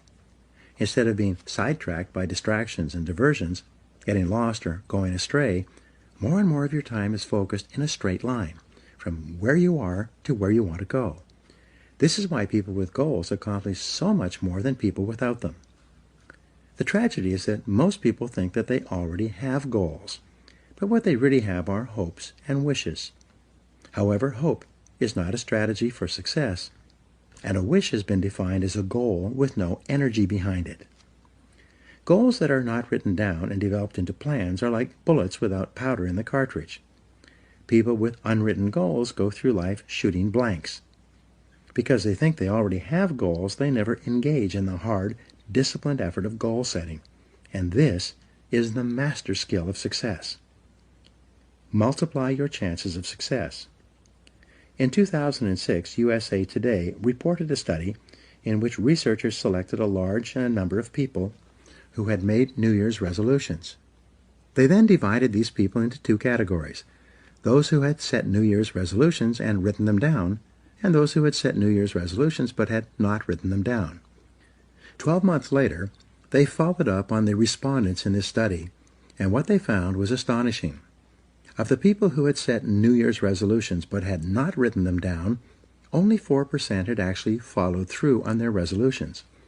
But among the group who had written down their New Year's resolutions, an exercise requiring only a couple of minutes, 44% had followed through on them. This is a difference of more than 1,100% in success, and it was achieved by the simple act of crystallizing the resolutions on paper. The discipline of writing. In my experience working with several million people over the past 25 years, the disciplined act of writing out goals, making plans for accomplishing them, and then working on those goals daily increases the likelihood of achieving your goals by 10 times or 1,000%. This doesn't mean that writing out your goals guarantees success, but rather only that it increases the probability of success by 10 times. These are very good odds to have working in your favor, especially when there is no cost or risk involved in putting pen to paper. Just a little time. Writing is called a psychoneuromotor activity. The act of writing forces you to think and concentrate. It forces you to choose what is more important to you and your future. As a result, when you write down a goal, you impress it into your subconscious mind, which then goes to work 24 hours a day to bring your goal to reality. Sometimes I tell my seminar audiences, only 3% of adults have written goals, and everyone else works for those people. In life, you either work to achieve your own goals or you work to achieve the goals of someone else. Which is it going to be? Success versus failure mechanisms. Your brain has both a success mechanism and a failure mechanism. The failure mechanism is the temptation to follow the undisciplined path of least resistance, to do what is fun and easy rather than what is hard and necessary. Your failure mechanism operates automatically throughout your life, which is the major reason why most people fail to fulfill their individual potentials. While your failure mechanism functions automatically, your success mechanism is triggered by a goal. When you decide on a goal, you override your failure mechanism and can help you change the direction of your life. You go from being a ship without a rudder, drifting with the tide, to being a ship with a rudder, a compass, and a clear destination, sailing in a straight direction toward your goal. The power of goals. A client of mine recently told me an interesting story. He said that he had attended one of my seminars in 1994 where I spoke about the importance of writing down goals and making plans for accomplishing them. At that time, he was 35 years old, selling cars for a dealership in Nashville and earning about $50,000 a year.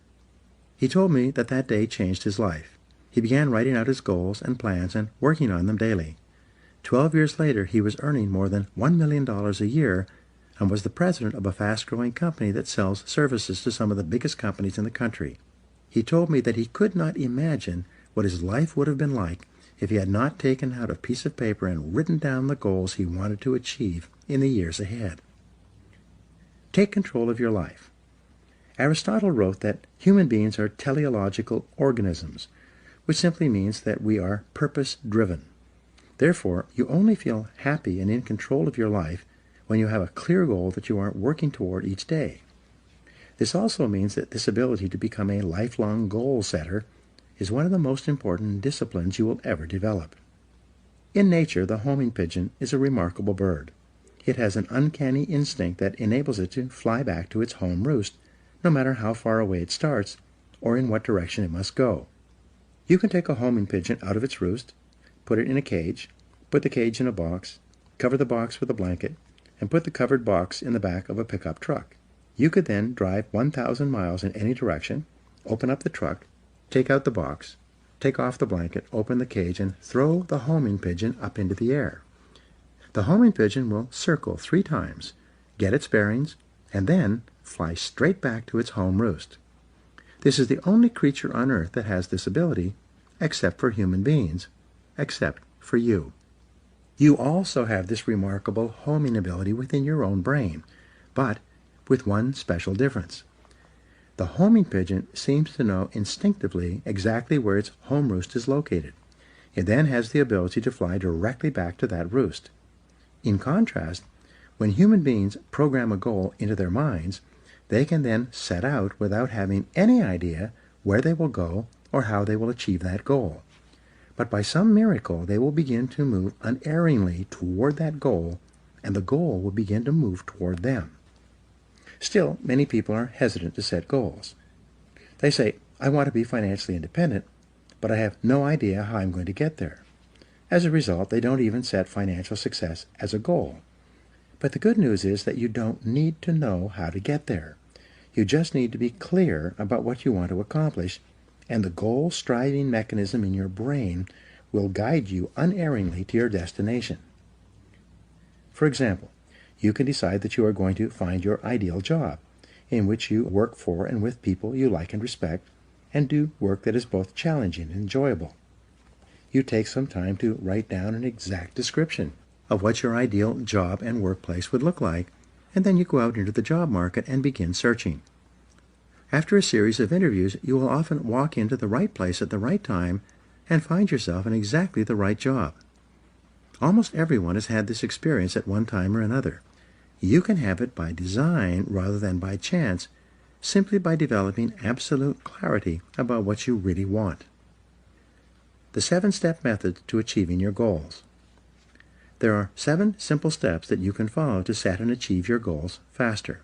There are more complex and detailed goal-achieving methodologies, but this 7-step method will enable you to accomplish 10 times more than you've ever accomplished before, and you will do so far faster than you can currently imagine.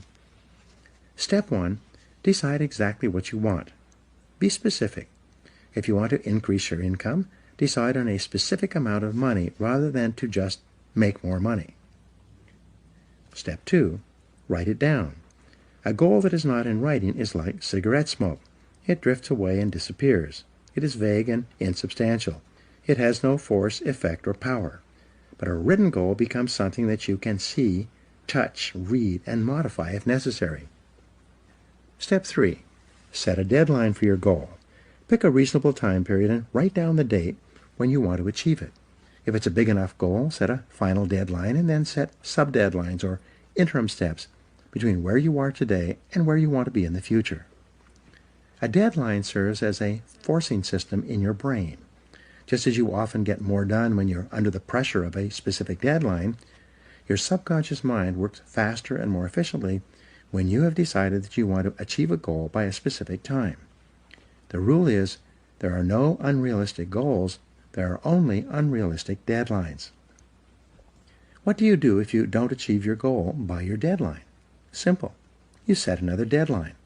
A deadline is just a guesstimate. Sometimes you will achieve your goal before the deadline, sometimes at the deadlines, and sometimes after the deadline. When you set your goal, it will be within the context of a certain set of external circumstances. But these circumstances may change, causing you to change your deadline as well. Be flexible. Step number 4, make a list of everything that you could think of that you could possibly do to achieve your goal. As Henry Ford said, the biggest goal can be accomplished if you just break it down into enough small steps. Make a list of the obstacles and difficulties that you will have to overcome, both external and internal, in order to achieve your goal. Make a list of the additional knowledge and skills that you will require in order to achieve your goal. Make a list of the people whose cooperation and support you will require to achieve your goal. Make a list of everything that you can think of that you will have to do, and then add to this list as new tasks and responsibilities occur to you. Keep writing until your list is complete. Step 5. Organize your list by both sequence and priority. A list of activities organized by sequence requires that you decide what you need to do first, what you need to do second, and what you need to do later on. In addition, a list organized by priority enables you to determine what is more important and what is less important. Sometimes sequence and priority are the same, but often they are not. For example, if you want to start a particular kind of business, the first item in order of sequence might be for you to purchase a book or enroll in a course on that business. But what is most important is your ability to develop a business plan based on complete market research that you can use to gather the resources you need and actually start the business you have in mind. Step 6. Take action on your plan immediately. Take the first step, and then the second step, and the third step. Get going, get busy, move quickly, don't delay. Remember, procrastination is not only the thief of time, it's the thief of life. The difference between success and failures in life is simply that winners take the first step. They are action-oriented. As they said in Star Trek, they go boldly where no man has ever gone before. Winners are willing to take action with no guarantees of success. Though they're willing to face failure and disappointment, they're always willing to take action as well. Step 7. Do something every day that moves you in the direction of your major goal. This is the key step that will guarantee your success. Do something 7 days a week, 365 days a year. Do anything that moves you at least one step closer to the goal that is most important to you at that time.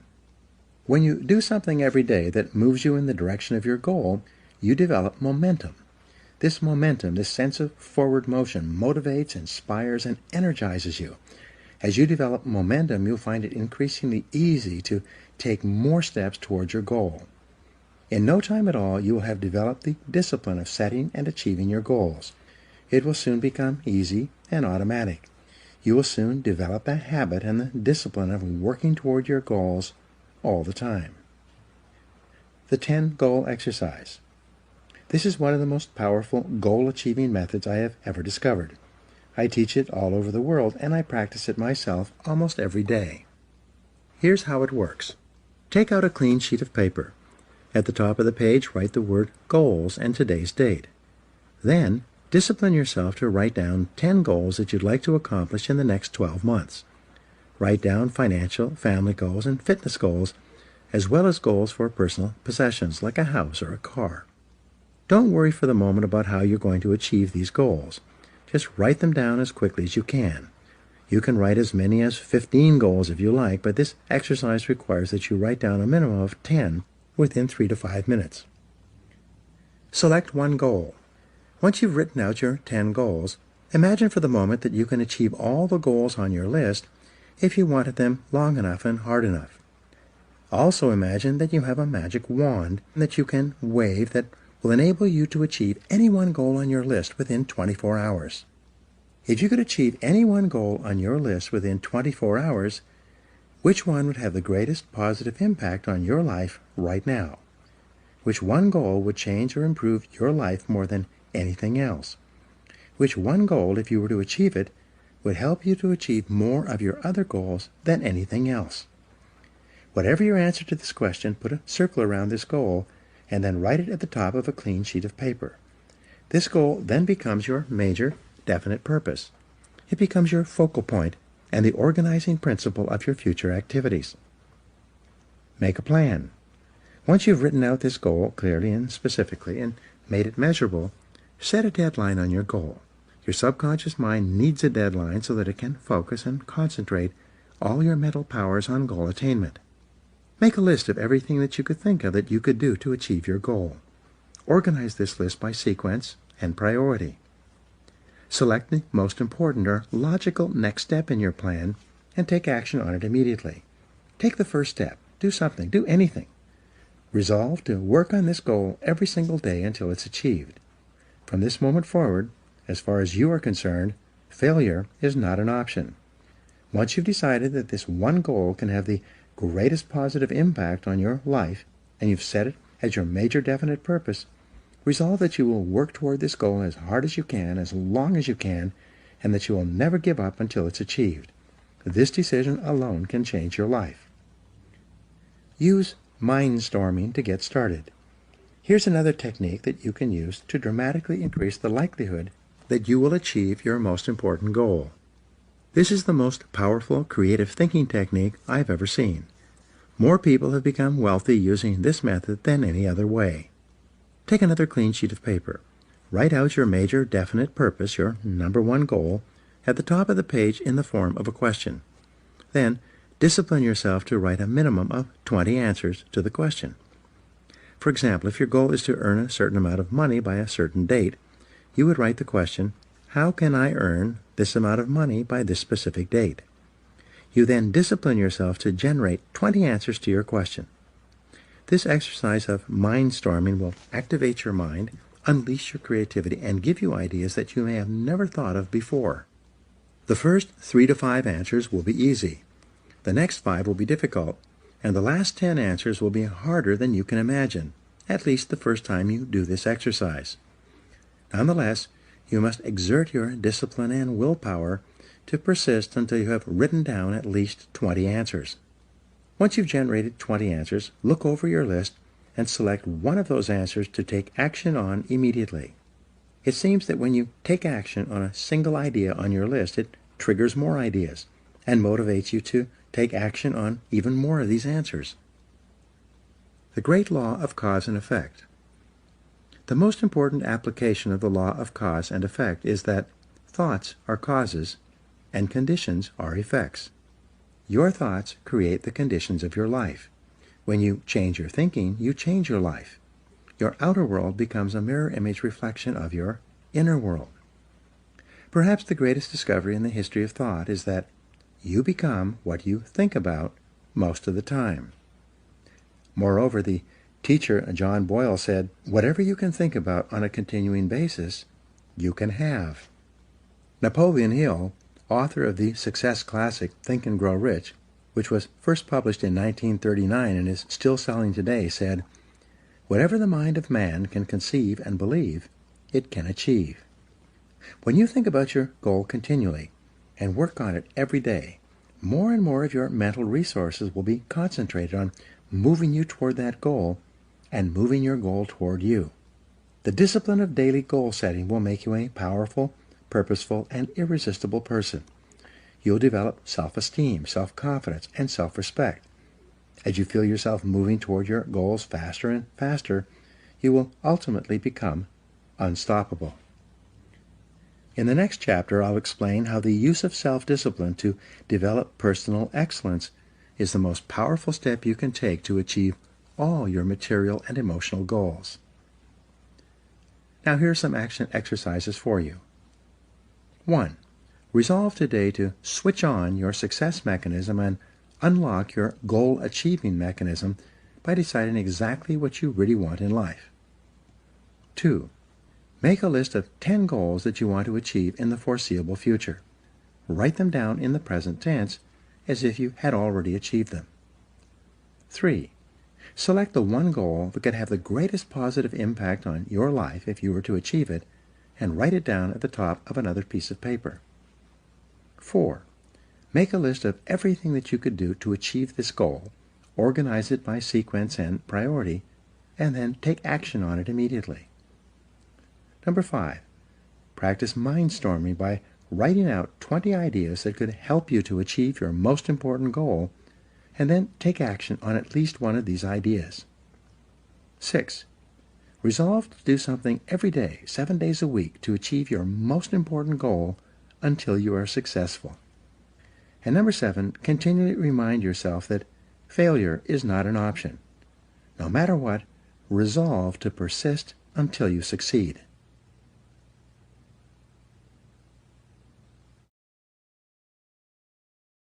Chapter 5. Self-Discipline and Personal Excellence.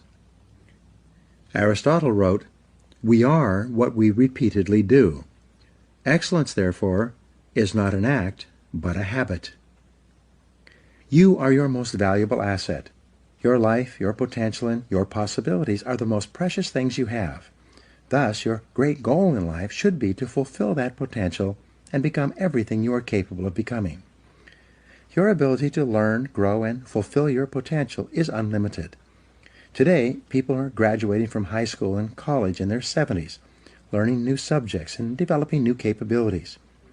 Your ability to learn and remember can continue throughout your life if you keep your brain alive, alert, and functioning at its best. Your most precious financial asset is your earning ability. Your ability to work is your primary source of cash throughout your life. You could lose your home, your car, your bank account, and everything you own, but as long as you have your earning ability, you can earn it all back and more in the months and years ahead. Your biggest investment. Most people don't realize this. They take their earning ability for granted, but it has taken you your entire life to develop your earning ability.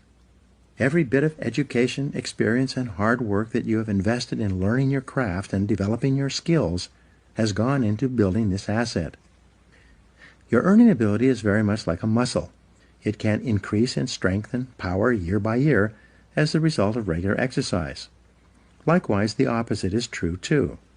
If left alone or ignored, your earning ability, like your muscles, can become weaker or even decline because you have simply failed to upgrade it continually. In other words, your earning ability can be either an appreciating or a depreciating asset.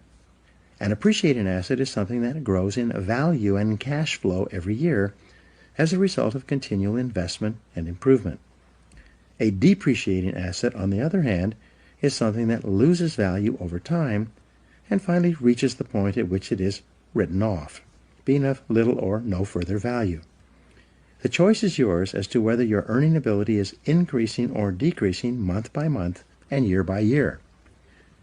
See yourself as the president of your own personal services corporation. Imagine that you were going to take your company public on the stock market.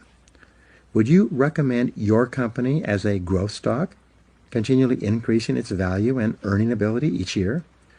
Or would you describe your company as one that has leveled off in the marketplace, that is not really going anywhere in terms of increased value and income? Would you recommend stock in U Inc. as an excellent investment? Why or why not? What got you here won't get you any further. Some people are actually losing value each year, declining in earning ability because they are not continually upgrading their knowledge and skills. They don't realize that whatever knowledge and skill they have today is rapidly becoming obsolete. It's being replaced by new knowledge and skills that if you don't have them and someone else does, you will be in danger of being overtaken by your competition. Join the top 20%. In Chapter 1, I mentioned that the 80-20 rule applies to income. The top 20% of people in our society earn and control 80% of the assets. According to Forbes, Fortune, Business Weekend, Wall Street Journal, and the IRS, by many estimates, the top 1% of Americans control as much as 33% of the assets. The most interesting discovery in income inequality is that most millionaires, multimillionaires, and billionaires in America are first generation. They started with little or nothing and earned all their money by themselves in one lifetime. In America, there's a high level of income mobility, which means that you are able to move from the lower levels of income to the upper levels. Almost everyone who is in the top 20% today started in the bottom 20%. From that point, they began to do something different with their time and their lives, and as a result, they put themselves squarely onto the upward escalator of financial success. No limits on your potential. The average income increase in America is about 3% a year, just about the same as the rate of inflation and cost of living increases. People whose income is increasing at 3% a year seldom get ahead. They have a job, which can also be thought of as an acronym for just over broke. But the fact is that no one is better than you and no one is smarter than you. If someone is doing better than you are today, it is simply proof that they have learned how the law of cause and effect applies to their work, and they have begun doing the things that other successful people have also done. The application of the law of cause and effect to your personal life is learn and do. The achievement of personal excellence is a decision you make or that you fail to make. But in the absence of a commitment to excellence in your chosen field, you automatically default to average performance, or even mediocrity. No one becomes excellent accidentally or by just going to work each day. Excellence requires a definite decision and a lifelong commitment. The keys to the 21st century. Knowledge and skill are the keys to the 21st century. Becoming the best person you can possibly be and moving to the top of your field requires the application of self-discipline throughout your life. Mental fitness is like physical fitness. If you want to achieve either, you must work at it all the time. You can never let up. You must be continually learning and growing every day, week, and month throughout your career and in other areas of your life, if you're going to join the top 20% and stay there. To earn more, you must learn more. Abraham Lincoln once wrote, "The fact that some have become wealthy is proof that others may do it as well. What others have done, you can do as well if you learn how." Everyone who is at the top was once at the bottom. Many people who come from average or poor families with average incomes, or who grow up in average circumstances, have gone on to become some of the most prominent people in their fields. And what hundreds of thousands and even millions of other people have done, you can do as well. The philosopher Bertrand Russell once wrote, "The very best proof that something can be done is that someone else has already done it." Ordinary into extraordinary. Very often you see people who don't seem to be as intelligent or as talented as you are, who are nonetheless accomplishing remarkable things with their lives. There's nothing that will make you angrier than to see someone who seems to be dumber than you, who is doing better than you. How can this be? The answer is simple. At a certain point in their lives, they realized that the key to success was personal and professional growth. It was a dedication to lifelong learning that made them successful. The good news is that almost every important skill is learnable. Every business skill is learnable.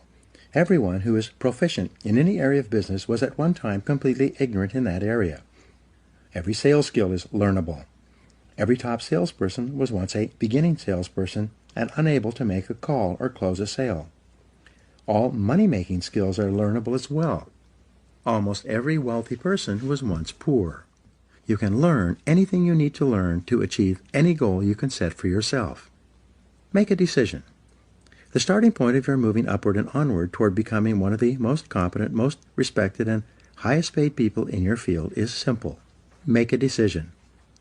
It's said that every major change in your life comes about when your mind collides with a new idea, and then you make a decision to do something different. You make a decision to complete your education, upgrade your skills, or get into a good college. You make a decision to start a new business. You make a decision to take a particular job or start a particular career. You make a decision to invest your money in a particular way. And especially, you make a decision to be the best in your field. Many people say that they would like to be happy, healthy, thin, and rich.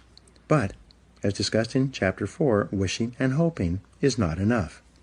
You have to make a firm, unequivocal decision that you are going to pay any price and go any distance in order to achieve the goals you have set for yourself. You have to make that decision and then burn your mental bridges behind you. From that moment on, you resolve to continue working on yourself and your craft until you reach the top 20% or beyond. Follow the leaders, not the followers. When you decide to be one of the best people in your field, look around you and identify the people who are already at the top. What characteristics do they have in common? How do they plan and organize their days? How do they dress? How do they walk, talk, and behave with other people? What books do they read? How do they spend their spare time? Who do they associate with? What courses have they taken? What audio programs do they listen to in their cars? These are just a few of the questions you should ask in order to find out what successful people are doing that you might also need to do. After all, you can't hit a target that you can't see. Your selection of the right role models can have an enormous impact on your future. Dr. David McClelland of Harvard, and author of The Achieving Society, concluded that your choice of a reference group can determine as much as 95% of your success and achievement in life. Your reference group is made up of the people who you feel are just like me. Your natural tendency is to adopt the attitudes, styles of dress, opinions, and lifestyles of the people with whom you identify and associate most of the time. Fly with the eagles. Some years ago, one of my seminar participants told me his story. Bob Barton said he had started off in his 20s in a large company with about 32 salespeople in his branch. It was his first real job, and he was starting at the bottom. Because he was new, he hung around with the other junior salespeople. As they say, birds of a feather flock together. After a month or two, Bob noticed that the top salespeople in the office also associated with each other. They did not spend time with the junior salespeople. They also spent their time differently. When Bob got into work in the morning, the top salespeople were already there, planning their days and working on the telephone and making appointments.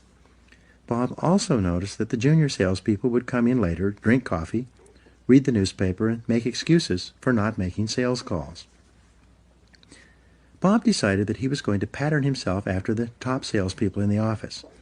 He looked at the way they dressed and groomed, and he resolved to dress and groom the way they did.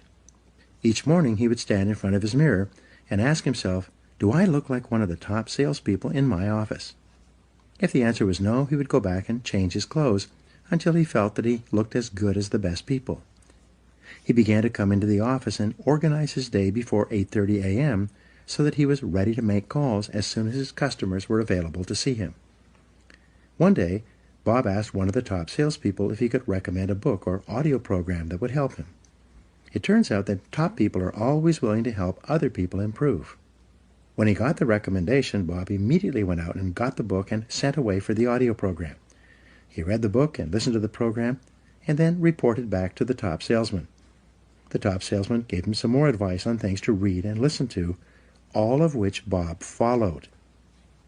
Bob asked another salesperson how he planned his day, and that salesperson showed him his time management system. So Bob began to plan and organize his day the way the top salespeople did it. By using these top salespeople as his role models and emulating them whenever possible, Bob started to make more appointments, see more prospects, and make more sales. Within 6 months, he was one of the top salespeople in the office as well. By that time, the top salespeople had invited him for coffee and lunch, and he became one of them rather than one of the junior people. The next year, Bob went to the National Sales Conference, where he met a lot of the top people from around the country. He deliberately sought them out and asked for their advice. What books would they suggest? What audio programs would they recommend? What seminars had they attended? What strategies did they find that were the most effective in building their sales business? Bob did something that very few people do. When he received advice, he followed it. He immediately took action on the advice and then reported back to the people who had given it to him. Within 4 years, Bob became one of the top salespeople in the country. His friends and associates were the other top salespeople in his branch and in the other branches. His income had increased several times. He wore beautiful clothes, drove a new car, lived in a lovely home, and had a wonderful wife. And he said that it all came about as a result of asking top salespeople for their input and then following that input and applying it to his sales activities. But here's the kicker. Over and over, the top people, the ones who had been winning the sales awards year after year, told Bob the same thing. He was the first person who had ever come up to them and asked them for advice. No one else had ever sought them out and asked them why they were so successful. The answers have all been found. Here's a great discovery. All the answers have been found. All the routes to success have been discovered. Everything you need to learn to move to the top of your field has already been learned by hundreds and even thousands of other people. And if you ask them for advice, they will give it to you. Successful people will have their phone calls held, cancel other appointments, and put their work aside to help other people to be successful. But you must ask, and then you must follow their advice once they give it to you. If you can't ask them directly, read their books and attend their talks and seminars. Listen to audio programs created by successful people. Sometimes you can send them emails and ask for advice. Learn from the best. Set high income as a goal. If your goal is to be in the top 20% of moneymakers in your field, the first thing you need to do is to find out what the people in the top 20% are earning today.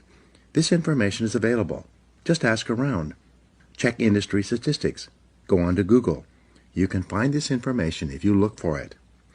Once you know the income target at which you are aiming, write it down as your goal. Make a plan to achieve this level of income and work on it every day. Never stop until you reach it. The secret to high income in business and sales is quite simple. Learn and do. Like jacking up a car, you improve one notch at a time. Each time you learn and practice a new skill, you ratchet up your earning ability, and it locks in. As long as you keep increasing your earning ability, you keep ratcheting up to a higher level from which you seldom decline. Use the 3% formula to invest in yourself.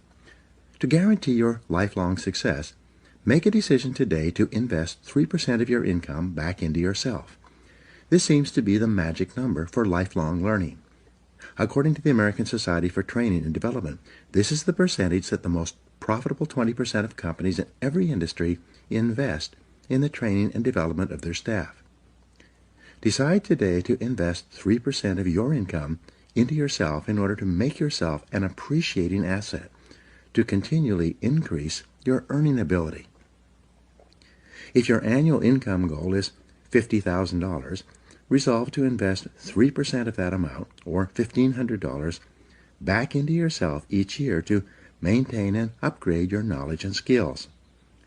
If your income goal is $100,000, resolve to invest $3,000 per year back into yourself to assure that you reach that level of income. The payoff is extraordinary. I was giving a seminar in Detroit a couple of years ago when a young man about 30 years old came up to me at the break. He told me that he had first come to my seminar and heard my 3% rule about 10 years ago. At that time, he had dropped out of college, was living at home, driving an old car, and earning about $20,000 a year as an office-to-office salesman. He decided after the seminar that he was going to apply the 3% rule to himself, and he did so immediately. He calculated 3% of his income of $20,000 would be $600. He began to buy sales books and read them every day. He invested in 2 audio learning programs on sales and time management. He took 1 sales seminar. He invested the entire $600 in himself in learning to become better. That year his income went from $20,000 to $30,000, an increase of 50%. He said he could trace the increase with great accuracy to the things he had learned and applied from the books he had read and the audio programs he had listened to. So the following year he invested 3% of $30,000, a total of $900 back into himself. That year his income jumped from $30,000 to $50,000. He began to think, if my income goes up at 50% per year by investing 3% back into myself, what would happen if I invested 5%? The next year, he invested 5% of his income, $2,500, into his learning program. He took more seminars, traveled cross-country to a conference, bought more audio and video learning programs, and even hired a part-time coach. And that year, his income doubled to $100,000. After that, Like playing Texas Hold'em, he decided to go all in and raised his investment into himself to 10% per year. He told me that he'd been doing this ever since. I asked him, how has investing 10% of your income back into yourself affected your income? He smiled and said, I passed $1 million in personal income last year, and I still invest 10% of my income in myself every single year. I said, wow, that's a lot of money. How do you manage to spend that much money on personal development? He said, it's hard. I have to start spending money on myself in January in order to invest it all by the end of the year. I have an image coach, a sales coach, and a speaking coach. I have a large library in my home with every book, audio program, and video program on sales and personal success I can find. I attend conferences both nationally and internationally in my field, and my income keeps going up every year. There are 3 simple steps to become the best. Becoming one of the top people in your field requires discipline and application more than anything else. There are 3 simple steps that you can follow to become the very best in your field. 1. Read 60 minutes in your field each day. Turn off the television and the radio. Put aside the newspaper and read material about your field for 1 hour each day before you start working. 2. Listen to educational audio programs in your car. Start them and stop them as you listen so that you can reflect on what you have just heard and think about how you can apply the ideas to your work. 3. Attend courses and seminars in your field regularly. Seek them out. Take online courses in the convenience of your own home, courses that enable you to upgrade your skills and give you important ideas that you can use to be even more successful. The power of compound learning, like compound interest, is quite amazing. The more you learn, the more you can learn. The more you learn, the better your brain functions and the smarter you get. Your memory and retention rate improves. The more you learn, the more relationships you find between something you learned at one time and something you learn at another time. Never stop learning and growing. The achievement of mastery. How long does it take to achieve mastery in your field? According to the experts, the acquisition of mastery requires about 7 years or 10,000 hours of hard work. It takes 7 years to become a master salesperson. It takes 7 years to become a successful business person. It takes 7 years to become an excellent diesel mechanic. It takes 7 years to become an excellent brain surgeon. It seems to take 7 years or 10,000 hours of hard work to get to the top of any field. So you might as well get started. The time is going to pass anyway. The starting point of your achieving mastery is for you to commit to excellence. I've never met a person who made a decision to get into the top 20% in their field who did not eventually achieve it. And I never met a person who got there having not made that decision. Making the decision and then following up with continuous, purposeful, disciplined action is essential. Talent is not enough. As I mentioned earlier, according to Jeffrey Colvin in his best-selling book, Talent is Overrated, most people learn how to do their job in the first year, and then they never get any better. They just coast in their jobs. But the only direction you can coast is downhill. Many people will work away at a job for many years and never rise above the average.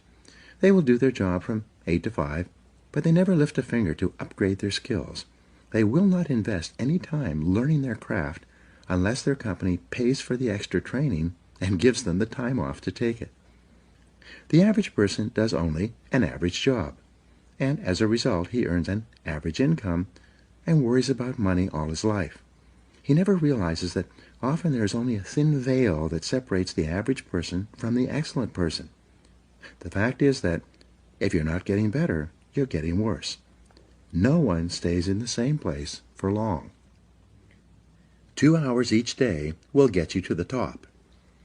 It's been calculated that all you need to invest is about 2 extra hours per day to move from the average to the superior. Only 2 extra hours each day will move you from worrying about money all your life to being one of the highest paid people in your field. People immediately ask, where am I going to get an extra 2 hours each day? It's simple. Take a piece of paper and do the following simple calculation. Calculate the number of hours in a week. 7 days times 24 hours equals 168 hours. If you deduct 40 hours for work and 56 hours for sleep, you have 72 hours left over.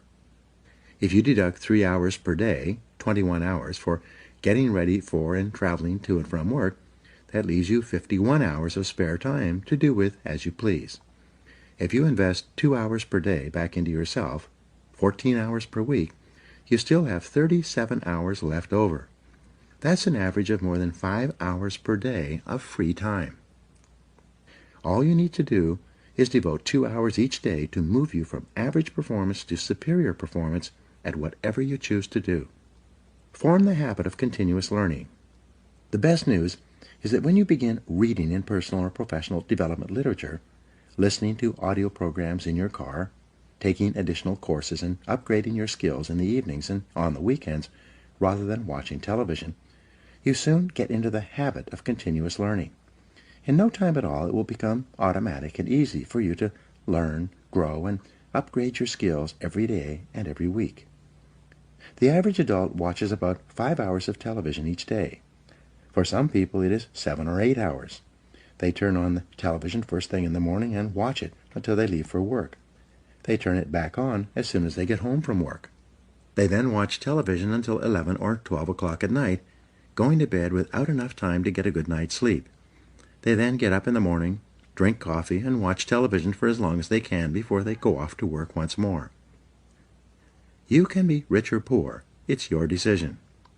Your television set can make you rich or poor. If you watch it all the time, it will make you poor. Psychologists have shown that the more television you watch, the lower are your levels of energy and self-esteem.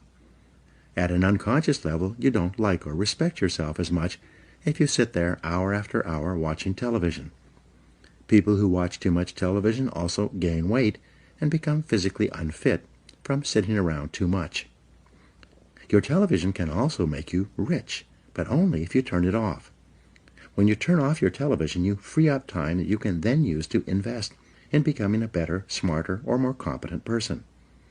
When you leave your television off when you are with your family, you'll find yourself talking, sharing, communicating, and laughing more often. When you leave your television off for extended periods of time, you break the habit of watching television, and you'll hardly miss it at all. Your television can be an excellent servant, but it's a terrible master. The choice is yours. Increase your income 1,000%. There is a simple 7-step formula you can use in order to increase your productivity, performance, and output and income by 1,000% over the next 10 years. It works for everyone who tries it. It is simple. First, answer this question. Is it possible for you to increase your overall productivity, performance, and output by 0.1%, which is 1/1000th, in an entire working day? Your answer will probably be yes. If you were to manage your time a little better and work on more valuable tasks, you would quite easily increase your output by 1/1000th in a day. Having done this for the first day, could you increase your output by 0.1% the second day? And the answer, of course, is yes. Having increased your performance by 0.1% on Monday and Tuesday, could you continue to do this for Wednesday, Thursday, and Friday? And again, the answer is yes. 0.1% per week. 0.1% times 5 days per week equals 0.1% per week. Is it possible for a normal, intelligent, hard-working individual to increase his or her output by 0.1% or 1/200th in a single week? Of course it is. Having done this for the first week, could you keep up the same pace of personal development the second week? Of course you could. Could you get 1/1000th% better 5 days a week for an entire month? If you could, this means that you would be 0.5% better per week, multiplied times 4, or 2% more productive in an entire month. There are 13 4-week months in a year. 4 times 13 equals 52. Having become 2% better in a month, could you repeat that in the second month, in the third month, the fourth month, and so on? Of course you could. By working on yourself a little bit each day, learning new skills, getting better at your key tasks, setting priorities, and focusing on higher value activities, you can become 26% more productive over the course of an entire year. Having achieved this goal for the first year, could you do it for the second year and then the third? Could you keep it up for 10 years? And the answer, of course, is yes.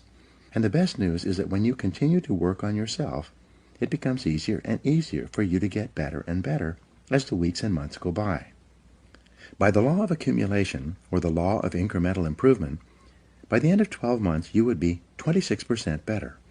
If you continue to improve at 26% per year, by the end of 10 years with compounding, you would be 1,004% more productive. Your income would increase at the same rate. This formula works if you do. There are 7 steps in the 1,000% formula. Step 1. Arise 2 hours before your first appointment, or before you have to be at work. Invest the first hour in yourself by reading something educational, motivational, or spiritual. As Henry Ward Beecher once said, the first hour is the rudder of the day. When you get up and invest the first hour in yourself, you set yourself up mentally to have an excellent day. You will be more positive, alert, creative, and productive all day long when you start your day by investing the first hour in yourself. If you read in your field 1 hour per day, that will translate into about 1 book per week. 1 book per week will translate into about 50 books per year. Since the average adult reads less than 1 nonfiction book per year, if you were to read 50 books in your field each year, do you think that would give you an edge in your profession? Do you think that it would move you ahead of virtually everyone else in your business? Of course it would. If you read 50 books per year for 10 years, this would be 500 books that would help you to improve your productivity, performance, and income. At the very least, you would need a bigger house just to hold your books, and you'd be able to afford it. Reading 1 hour per day in your field will make you a national authority in 3 to 5 years. This alone can give you your 1,000% increase over the course of your career. Step 2. Rewrite your goals every day. Get a spiral notebook and rewrite your major goals in the present tense every morning before you start out, without looking back at what you wrote the previous day. This writing and rewriting is the process of programming instructions into the guidance mechanism of your mind. When you rewrite your 10 goals each morning, you will continually see and think of opportunities to achieve those goals all day long. You will become more focused, channeled, and directed. You'll be more purposeful and determined, and you will achieve your goals much faster than if they were merely wishes floating around in the back of your mind. Writing and rewriting your goals each day can give you your 1,000% increase in income over 10 years. Step 3. Plan every day in advance. Make a list and set priorities on your work before you start off. Your ability to set priorities and to choose the most important thing that you could be doing at every moment is the key to organizing your life and doubling your productivity. We'll talk in detail about time management techniques in Chapter 12. Working on your top priorities can increase your income by 1,000% over 10 years, and it is probably impossible to achieve without it. Step 4. Discipline yourself to concentrate single-mindedly on one thing. Choose the most important thing that you can do each day. Then, start on it first thing and work on it until it's 100% complete. Your ability to focus and concentrate when you develop and hone it into a habit all by itself will enable you to double your productivity, performance, and output in the next month, and it will give you your 1,000% increase over 10 years. Step 5. Listen to educational audio programs in your car. The average business person who drives spends 500 to 1,000 hours per year behind the wheel of their car. When you turn your car into a university on wheels, a mobile classroom, you get the educational equivalent of 1 to 2 full-time university semesters as you drive around. Many people have gone from rags to riches by simply listening to educational audio programs in their cars as they drive from place to place. You could do the same. This alone could give you your 1,000% increase. Step number 6. Ask 2 magic questions after every call or event. First, ask yourself, what did I do right? Then, ask yourself, what would I do differently? The first question, what did I do right, forces you to think through and recall all the correct things that you did in that last meeting, presentation, or event, even if it was not successful. Write them down. The second question, what would I do differently, forces you to think through all the different ways you could improve your performance in a similar situation. Write these ideas down as well. In both cases, by reviewing your performance, by thinking about what you did right and what you would do differently, you program yourself to perform even better the next time. This is one of the fastest and most powerful exercises in personal growth and development I have ever discovered.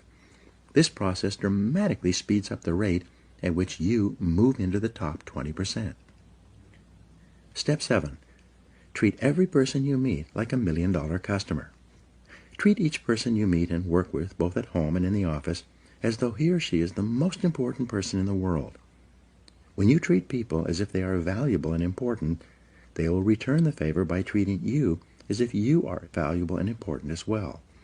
They will want to be associated with you, work for you, buy from you, and introduce you to their friends. You begin treating people like $1 million customers by starting at home, with the members of your family. Remember, they are the most important people in your life. So when you start your day well, first thing in the morning, by making the members of your family feel important and telling them that you love them, you'll be more positive, relaxed, and happier for the rest of the day. Fully 85% of your success will be determined by how much people like and respect you, especially in business and sales. Never miss an opportunity to treat people well.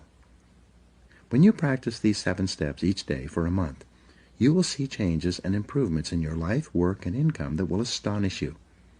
After a month of regular practice, you'll have formed a new habit of continuous personal improvement that can carry you onward and upward for the rest of your life.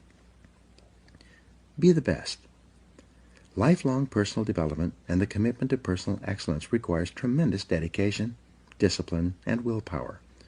The greatest payoff is that every time you learn and apply something new, your brain releases endorphins, which make you feel happier and more excited about your future.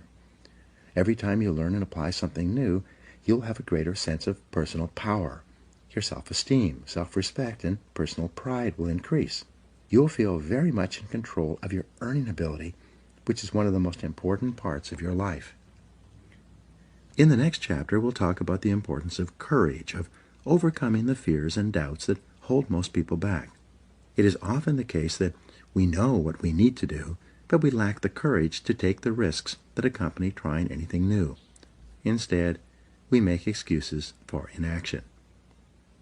Now, here are some action exercises that you can do.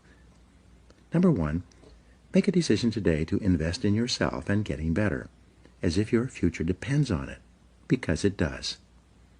2, identify the most important skills you have that determine the quality and quantity of results you get at your work, and make a plan to get better in each one.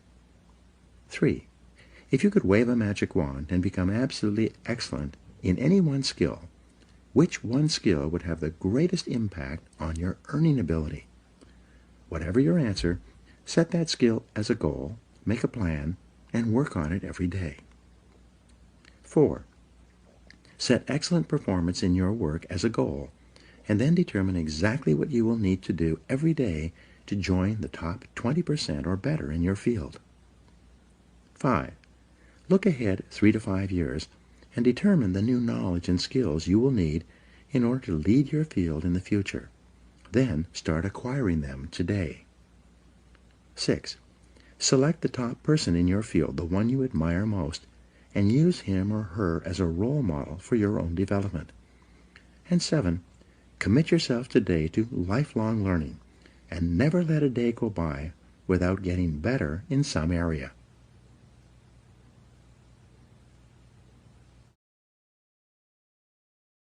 Chapter 6. Self-Discipline and Courage. Mark Twain said, "Courage is not absence of fear, it is control of fear, mastery of fear." You need large amounts of self-discipline to deal courageously with all the fear-inducing events of your life. This is probably why Churchill said, "Courage is rightly considered the foremost of the virtues, for upon it all others depend." The fact is that everyone is afraid, and usually of many things. This is normal and natural.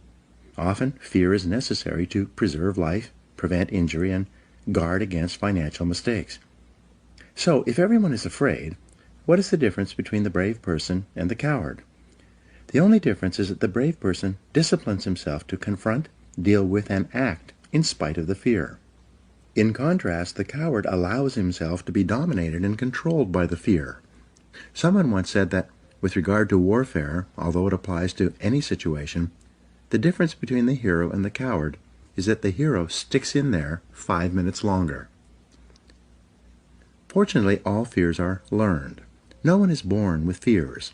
Fears can therefore be unlearned by practicing self-discipline repeatedly with regard to fear until it goes away.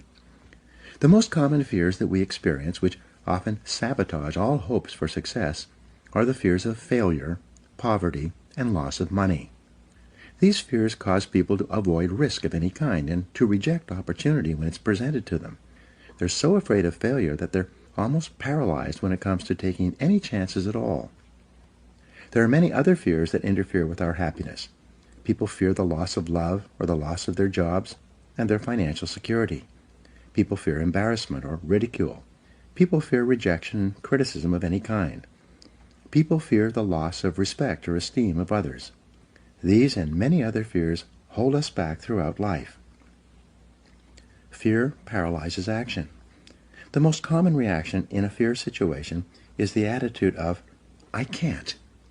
This is the fear of failure and loss that stops us from taking action. It is experienced physically, starting in the solar plexus. When a person is really afraid, their mouth and throat goes dry, their heart starts pounding. Sometimes they breathe shallowly and their stomach churns. Often they feel like getting up and running to the bathroom. These are all physical manifestations of the inhibitive negative habit pattern, which we all experience from time to time. Whenever a person is in the grip of fear, he feels like a deer caught in the headlights of a car. This fear paralyzes action. It often shuts down the brain and causes the individual to revert to the fight or flight reaction. Fear is a terrible emotion that undermines our happiness and can hold us back throughout our lives. Do the opposite. Aristotle described courage as the golden mean between the extremes of cowardice and impetuousness. He taught that to develop a quality that you lack, act as if you already had that quality in every situation where it is called for. In modern terms, however, we say, fake it until you make it. You can actually change your behavior by affirming, visualizing, and acting as if you already have the quality you desire. By affirming, by repeating the words, "I can do it," emphatically, whenever you feel afraid for any reason, you can cancel the feeling of, "I can't." Every time you repeat the words, "I can do it," with conviction, you override your fear and increase your confidence. By repeating this affirmation over and over again, you can eventually build your courage and confidence to the point where you are unafraid. Visualize yourself as unafraid. By visualizing yourself performing with confidence and competence in an area where you are fearful, your visual image will eventually be accepted by your subconscious mind as instructions for your performance. Your self-image, the way you see yourself and think about yourself, is eventually altered by feeding your mind these positive mental pictures of yourself performing at your best. By using the act as if method, you walk, talk, and carry yourself exactly as you would if you were completely unafraid in a particular situation. You stand up straight, smile, move quickly and confidently, and in every respect, act as if you already had the courage that you desire. The law of reversibility says that if you feel a certain way, you will act in a manner consistent with that feeling.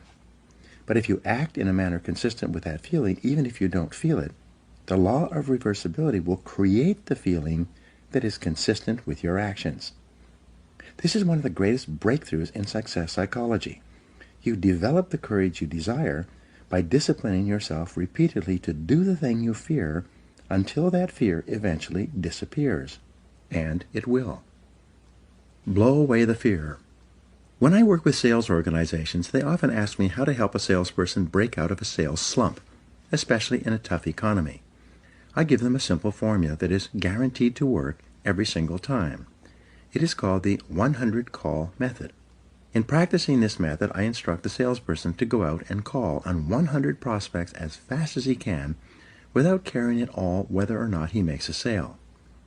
When the salesperson doesn't care if he makes a sale, his fear of rejection largely disappears. He stops caring if the prospect he is speaking to is interested or not interested. He has a single focus. It is to make 100 calls as fast as he possibly can. One sales organization I work with has a daily prize for the first salesperson who gets rejected 10 times each morning. At 8:30 a.m., all the salespeople sit down at their desks and start making calls to try to win the prize. By the time the contest is over, usually by 10 a.m., everyone's fears of rejection have been blown out of their systems. They're ready to call on prospects all day long, not caring at all about the reactions they get. Learn to speak on your feet. In 1923, Toastmasters International was formed. Its express purpose was to take people who were terrified of public speaking and help them to become confident and competent when speaking on their feet in front of an audience. According to the Book of Lists, 54% of adults rate the fear of public speaking ahead of the fear of death. But Toastmasters International had a solution. They created a system based on what psychologists call systematic desensitization. Once a week at a luncheon or dinner meeting, small groups of Toastmasters come together. Each person is required to stand up and give a short talk on a specific subject in front of a group of their peers. At the end of each talk, the speaker receives applause, positive input, and comments from the other members. At the end of the evening, each person is given a grade on their talk, even if it was only for 30 or 60 seconds. After 6 months of attending Toastmasters meetings, the individual will have stood on his feet and spoken 26 times, receiving positive applause and feedback each time. Because of this continuous positive reinforcement, his confidence increases dramatically. As a result of this process, countless Toastmasters have gone on to become excellent public speakers and prominent people in their businesses, organizations, and communities. Their fears of public speaking are gone forever. Eliminate 2 fears at once. Psychologists have found that certain fears are bundled together in the subconscious mind, like wires on the same circuit. If you can overcome your fears in one of these areas, you will also eliminate other fears on the same circuit. The fear of rejection, or call reluctance, seems to be bundled together with the fear of public speaking. When you discipline yourself to join Toastmasters or to take a Dale Carnegie course to learn to speak confidently on your feet, your fears of rejection largely disappear as well. Your level of self-confidence in all your interactions with others increases dramatically. Your whole life changes in a positive way. Confront your fears. Your ability to confront, deal with, and act in spite of your fears is the key to happiness and success.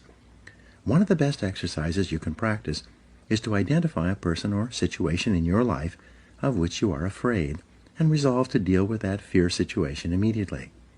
Do not allow it to make you unhappy for another minute. Resolve to confront the situation or person and put the fear behind you. A woman in one of my seminars told me that her boss was a very negative person. He was constantly criticizing and berating her about her work, even though she was one of the highest-rated employees in the organization. He was making her life miserable. She didn't want to give up her job, but she was afraid of confronting him. She asked me what she should do. I gave her this advice, which I've subsequently given to many other people. The only reason that one person bullies another is because they feel they can get away with it. The only way to deal with a bully is to confront him. Bullies are actually cowards at heart, and they will flee from a confrontation. I told her to do this. The next time your boss criticizes you for any reason, turn to him and say, quite firmly, "I would appreciate it if you not talk to me like that ever again. It hurts my feelings and stops me from doing my job the way you want." I told her to look him straight in the eye after she had finished making this statement. Well, she had tremendous courage. Rather than putting up with this situation any longer, the next time her boss began to berate her, she squared off with him and said those words. She wrote to me and told me what had happened. Just as I had predicted, he stopped dead in his tracks. He immediately apologized and mumbled, and then quickly went back to his office. He never criticized her again. She told me that she could have ended his bad treatment of her many months before, if she had only had the courage to confront him directly the first time it happened. As Eleanor Roosevelt said, "No one can make you feel inferior without your consent." Move toward the fear. When you identify a fear and discipline yourself to move toward it, it grows smaller and more manageable. What's more, as your fears grow smaller, your confidence grows larger. Soon, your fears lose their control over you. In contrast, when you back away from a fear-inducing situation or person, your fear grows larger and larger. Soon, it dominates your thinking and feeling, preoccupies you during the day, and often keeps you awake at night. Leaders have two types of courage. In leadership, the most common quality is that of vision.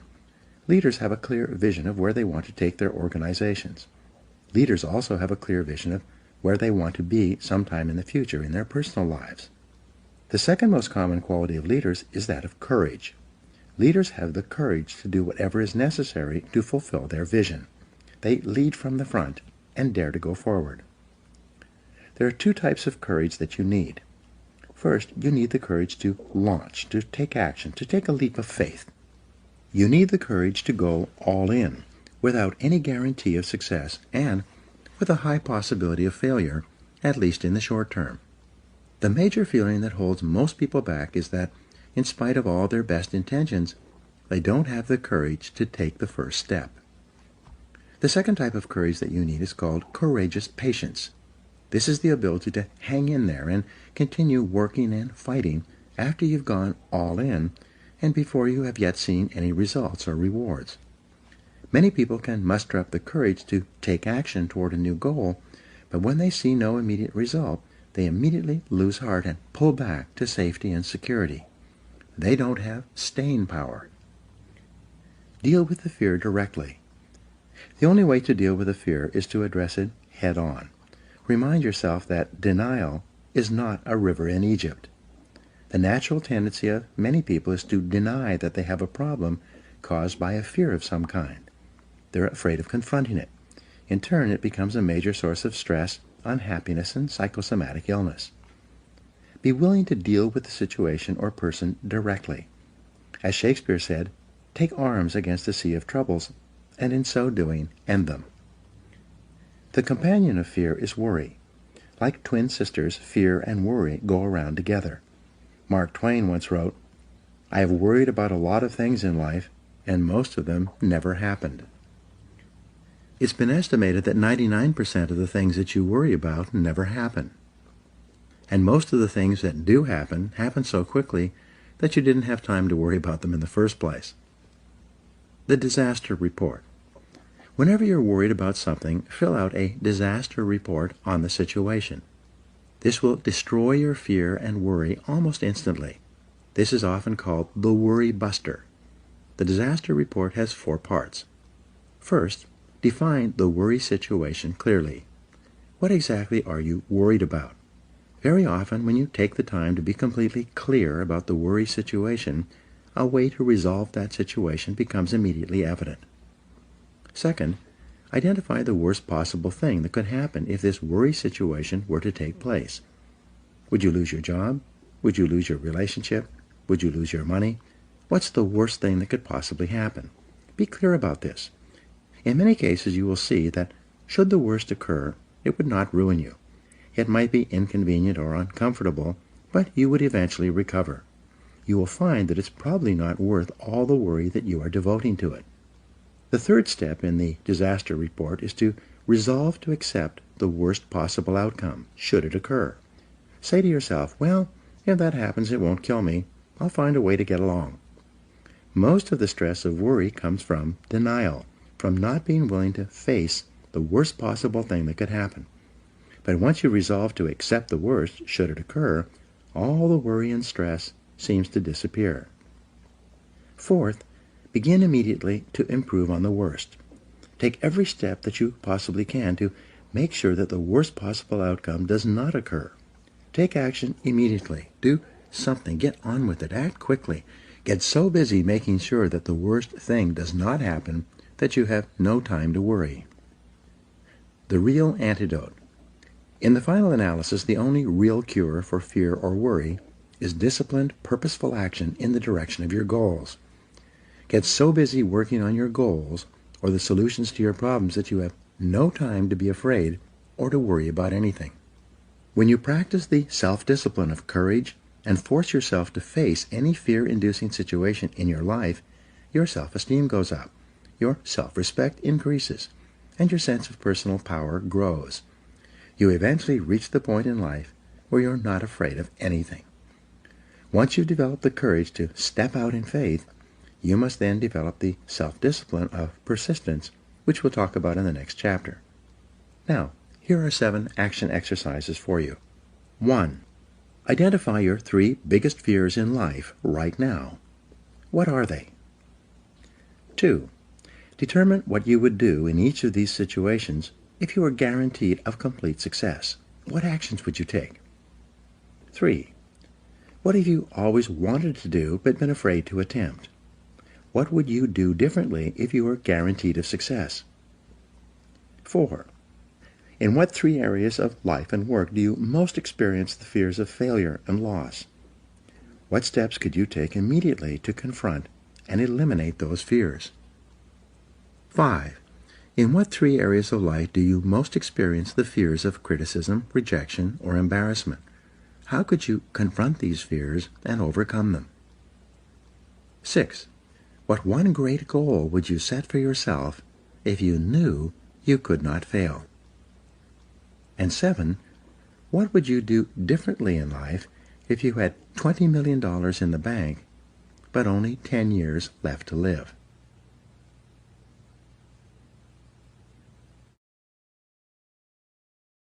Chapter 7. Self-Discipline and Persistence. Benjamin Disraeli wrote, "Beware of endeavoring to become a great man in a hurry.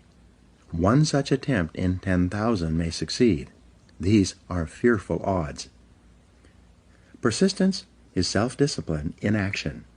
Your ability to persist in the face of all setbacks and temporary failures is essential to success in life. Napoleon Hill said, "Persistence is to the character of man as carbon is to steel." The primary reason for success is persistence, and likewise the primary reason for failure is lack of persistence or quitting too soon. There's a direct link between self-discipline and self-esteem. Each time you discipline yourself to do what you should do, when you should do it, whether you feel like it or not, your self-esteem increases. This is why there is a direct relationship between self-esteem and persistence. Each time you persist and force yourself to continue on, even when you feel like quitting, your self-esteem goes up. Each act of self-discipline strengthens every other act of self-discipline. Every act of persistence strengthens every other act of persistence. When you discipline yourself to persist over and over, you like and respect yourself more and more. You become stronger and more confident. Eventually, you become unstoppable. The reward of persistence. Persistence is its own reward. Every time you force yourself to persist on a task, whether it is large or small, you feel happier and better about yourself. When you go the extra mile and do more than you are paid for or more than is expected, your self-esteem goes up. You feel more powerful and in greater control of your life. In your career, when you go the extra mile, you put yourself on the side of the angels. The primary difference between winners and losers in life is simple. Winners never quit, and quitters never win. You can increase your ability to persist by talking to yourself positively. Say these words, "I am unstoppable." Before you begin any major undertaking, pre-program yourself by telling yourself, "I never give up." Before you can achieve anything worthwhile in life, you have to pass the persistence test. This is usually a snap quiz, sprung on you unexpectedly with no warning. You suddenly face a major setback, problem, temporary failure, or even a complete disaster. When this happens, remind yourself that this is the testing time.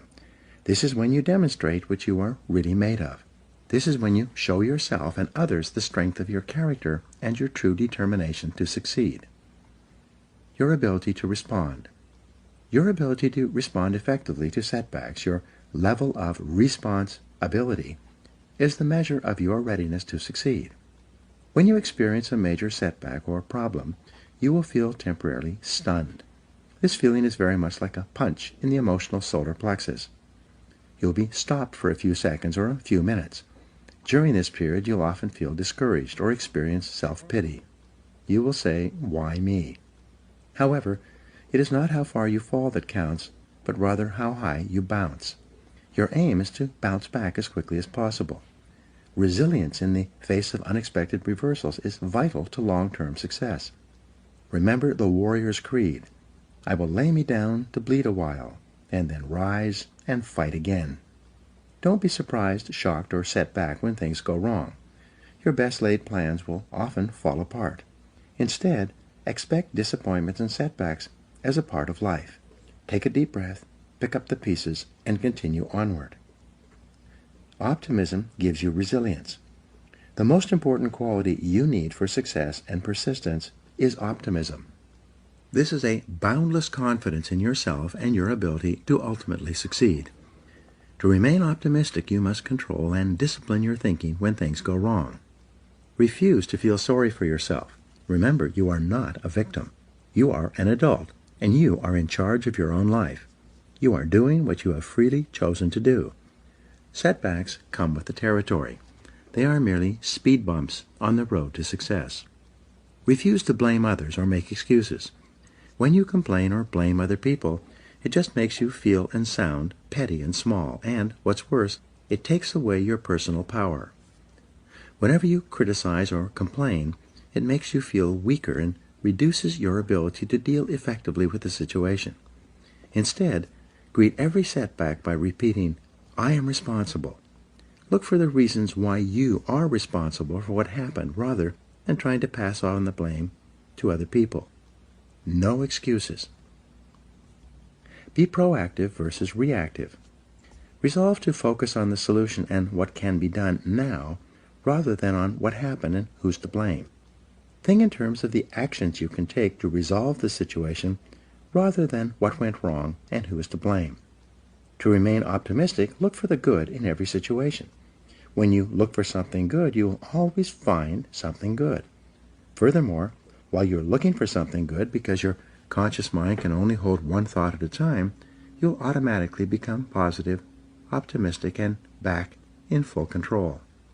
Seek the valuable lesson in every problem or difficulty. Every setback you face contains one or more lessons that have been sent to you to help you to be more successful in the future. The difference between success and failures is simple. Failures feel sorry for themselves when things go wrong, whereas successful people look for the valuable lesson they can learn that will help them in the future. Look for the gift. Norman Vincent Peale used to say, "When God wants to send you a gift, he wraps it up in a problem." The bigger the gift that God wants to send you, the bigger the problem he wraps it up in. Instead of concentrating on the problem, look for the gift. Wonderfully enough, you will always find it. What's more, sometimes the gift or valuable lesson can be of far greater value than the cost of the problem itself.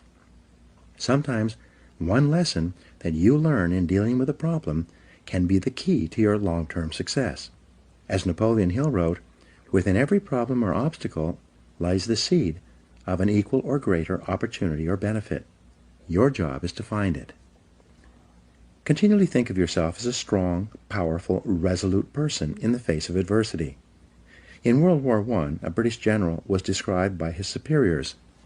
"There he stands, like an iron peg, driven into the frozen ground, immovable." Let this be an accurate description of you whenever you face difficulties or problems of any kind. Resolve to stand like an iron peg, driven into the frozen ground. Resolve in advance. When you resolve in advance that you will never give up, your success is virtually guaranteed. In the final analysis, nothing can really stop you but yourself. In life, it doesn't matter how many times you get knocked down. All that matters is how many times you get back up. If you continue to get back up and press onward, you must eventually reach your goal. Each time you exert your self-discipline to persist in the face of adversity, you also increase your self-esteem and self-confidence. Then, as your self-esteem increases, you feel stronger, more powerful, and more unstoppable. When you feel better and stronger, you become more capable of persisting the next time, and then the time after that. By disciplining yourself to persist in the face of all adversity, you put your life onto an upward spiral of self-esteem, self-discipline, and persistence until you eventually become like a force of nature. Persistence is self-discipline in action. In Part 2, you will learn the specific things you can do to apply these principles to the practical areas of life, to achieve greater success in your work and career, and to fulfill your potential in the months and years ahead. Now, here are some action exercises for you. Number 1, identify one area in your life where you need to persist even harder to achieve your goal, and then take action in that area. 2, identify a goal in your life that you did not accomplish because you failed to persist through to completion. What steps could you take today to succeed in that area? 3, identify one big goal that you achieved because you persisted and refused to give up, no matter how difficult it became. 4, decide on your major definite purpose in life, the one goal that, if you achieved it, would have the greatest positive impact on your life. 5, write down your goal clearly. Make a detailed plan of action to accomplish it, and then tell yourself that failure is not an option. 6, make a decision today that you will persist until you succeed, no matter what happens, because I am unstoppable. 7, resolve to set and achieve one important goal, overcoming the inevitable difficulties, problems, and setbacks you will experience, and to work on it until you succeed. Repeat this process over and over until persistence becomes a habit.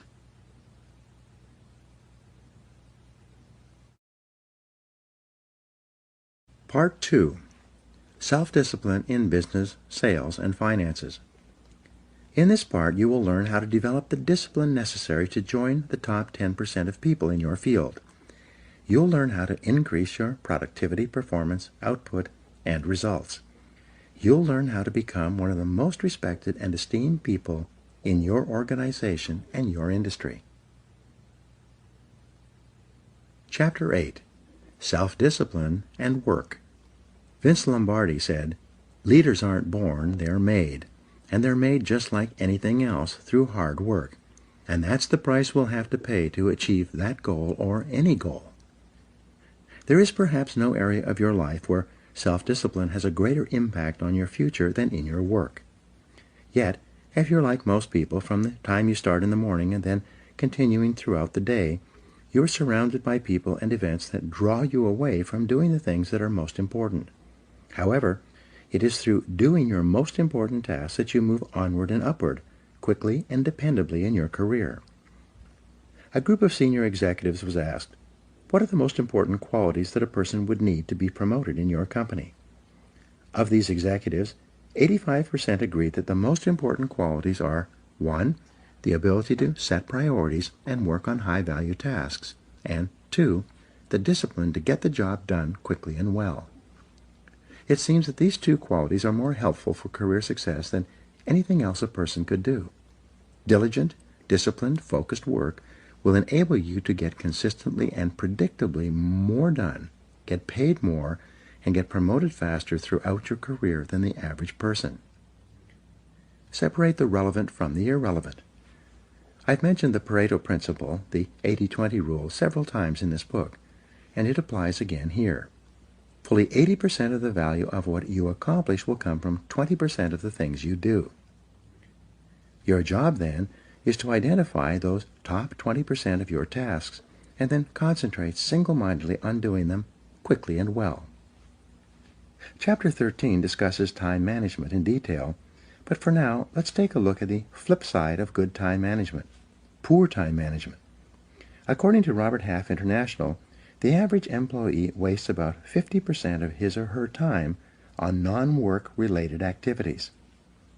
37% of work time is wasted on idle conversation on personal subjects with coworkers, conversations that have nothing whatever to do with the job at hand. The other 13% of wasted time is consumed by coming in late or leaving early, by long lunches and coffee breaks, by surfing the internet, reading the newspaper, or conducting personal business during the day. Even worse, when people who waste a lot of time actually settle down and get to work, they spend too much time on low-value tasks and activities. As a result, they get very little done, which then causes them to feel that they are under continual pressure to get caught up. Unfortunately, when you waste time at work, your work does not go away. It continually builds like an avalanche overhang. Deadlines come closer and closer. Stress mounts up until you finally force yourself to do the job, usually at the last minute, and then you often make expensive mistakes. Develop an excellent reputation. There is nothing that will bring you to the attention of people who can help you faster than for you to develop a reputation for hard, disciplined work every hour of every day.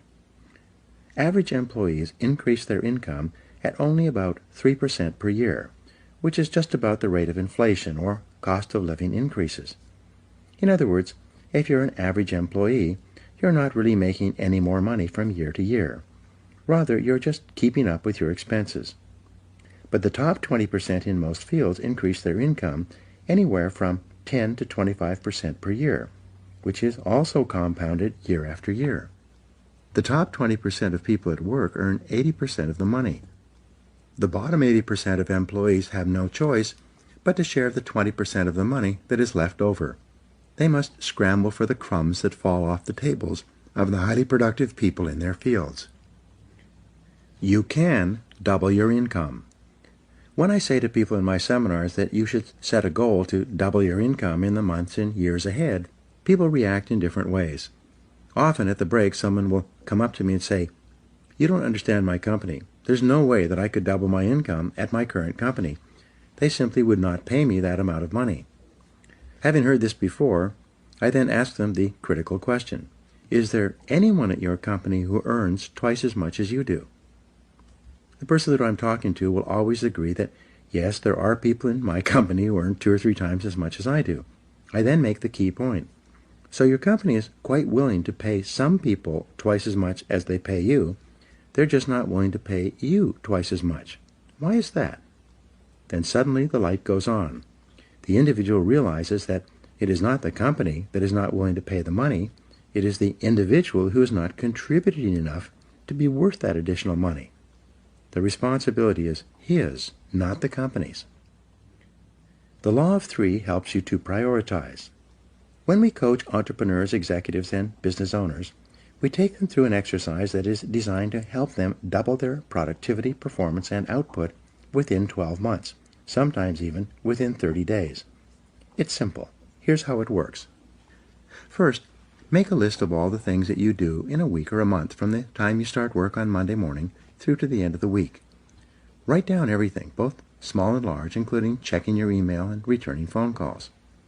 Then review this list and ask this key question. If I could only do one thing on this list all day long, which one task or activity contributes the most value to my company? As you go over your list, the correct answer will probably jump out at you. Whatever it is, put a circle around it. Then ask the second question. If I could only do 2 things on this list all day long, which would be the second task or activity? Review your list again and identify your second most important task in terms of contribution to your company. Finally, ask the question once more. If I could only do 3 things on this list all day long, what would be the third item? We call this the law of 3. The law of 3 says that there are 3 primary things that you do that contribute 90% or more of your value to your company or organization. Your job is to identify those 3 critical tasks and then discipline yourself to do them all day long. All of your other minor tasks will be support tasks, complementary tasks, enjoyable tasks, or useless tasks. They will be little things that you've gotten into the habit of doing as a way of unconsciously avoiding the big, difficult, important tasks that can make a tremendous difference in your work and career. Calculate your hourly rate. Another way for you to double your income is for you to use the hourly rate method of calculating your personal value and your time allocation. First, Determine the amount that you earn each hour. You do this by dividing your annual income by the number 2,000, which is roughly the number of hours that an entrepreneur or executive works each year in our society. 40 hours a week times 50 weeks a year. For example, if you earn $50,000 a year divided by 2,000, your hourly rate would be $25. If you earn $100,000 per year divided by 2,000, your hourly rate would be $50. Whatever it is, from that moment onward, resolve to do only those things that pay you your hourly rate or better. Refuse to do those things that someone else can do at a lower hourly rate than you.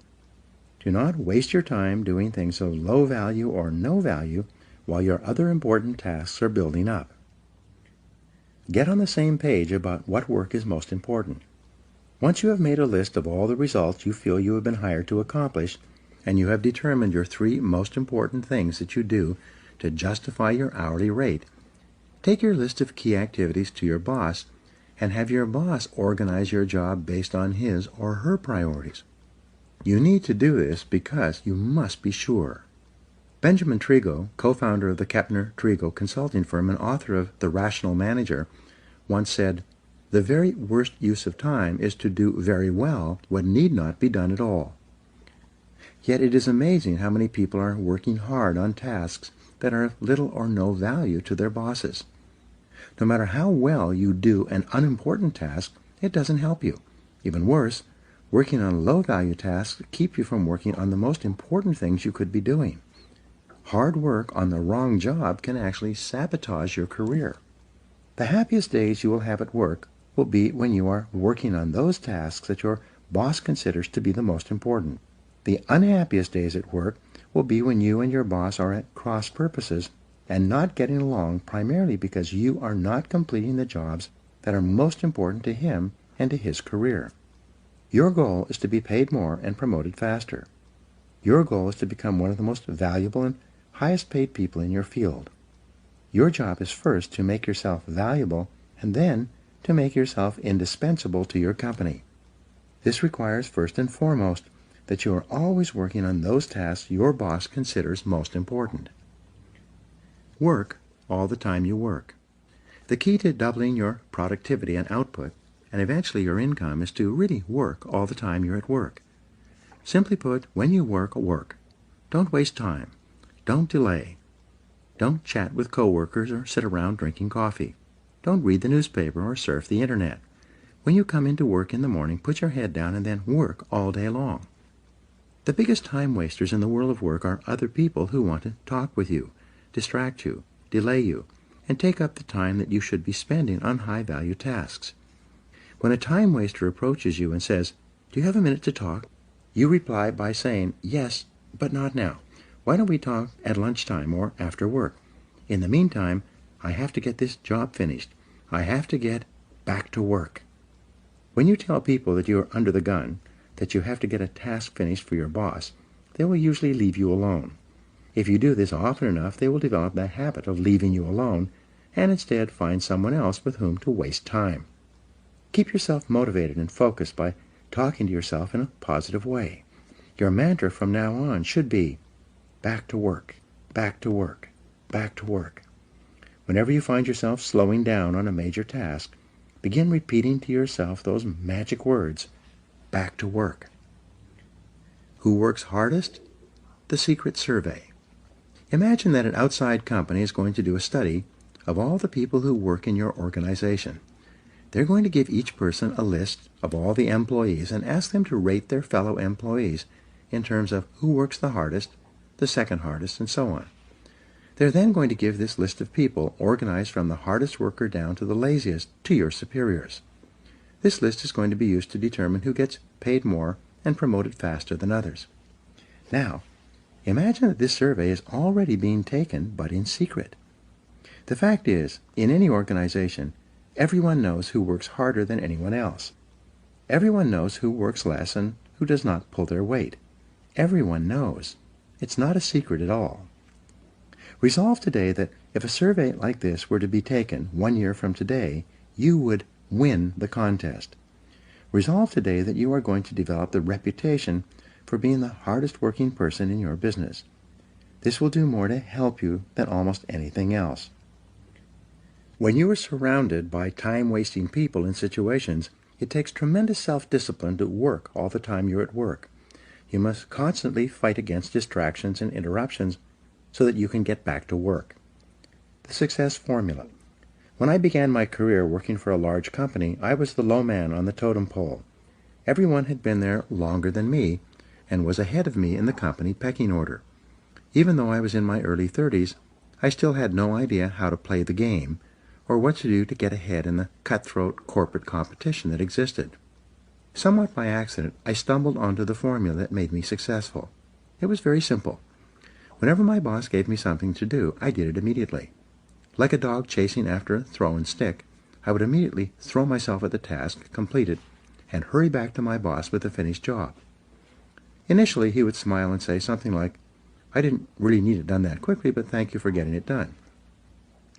When I was caught up with my work, instead of relaxing, I would go to my boss and say, "I'm all caught up. I want more work to do. I want more responsibility." These words became my mantra. I want more responsibility. Again, my boss, who was preoccupied with an enormous number of projects, would say something like, "Okay, leave it with me. I'll think about what else I can give you to do." Every day, like a broken record, I would go to my boss at the end of the day and say, "I'm all caught up. I would like more responsibility." Bit by bit, he began to toss me sticks. He would give me a little task to do to keep me busy. Whatever it was, I would go out immediately, complete the task, and bring in the results. I would then say, "I'm all caught up. I want more responsibility."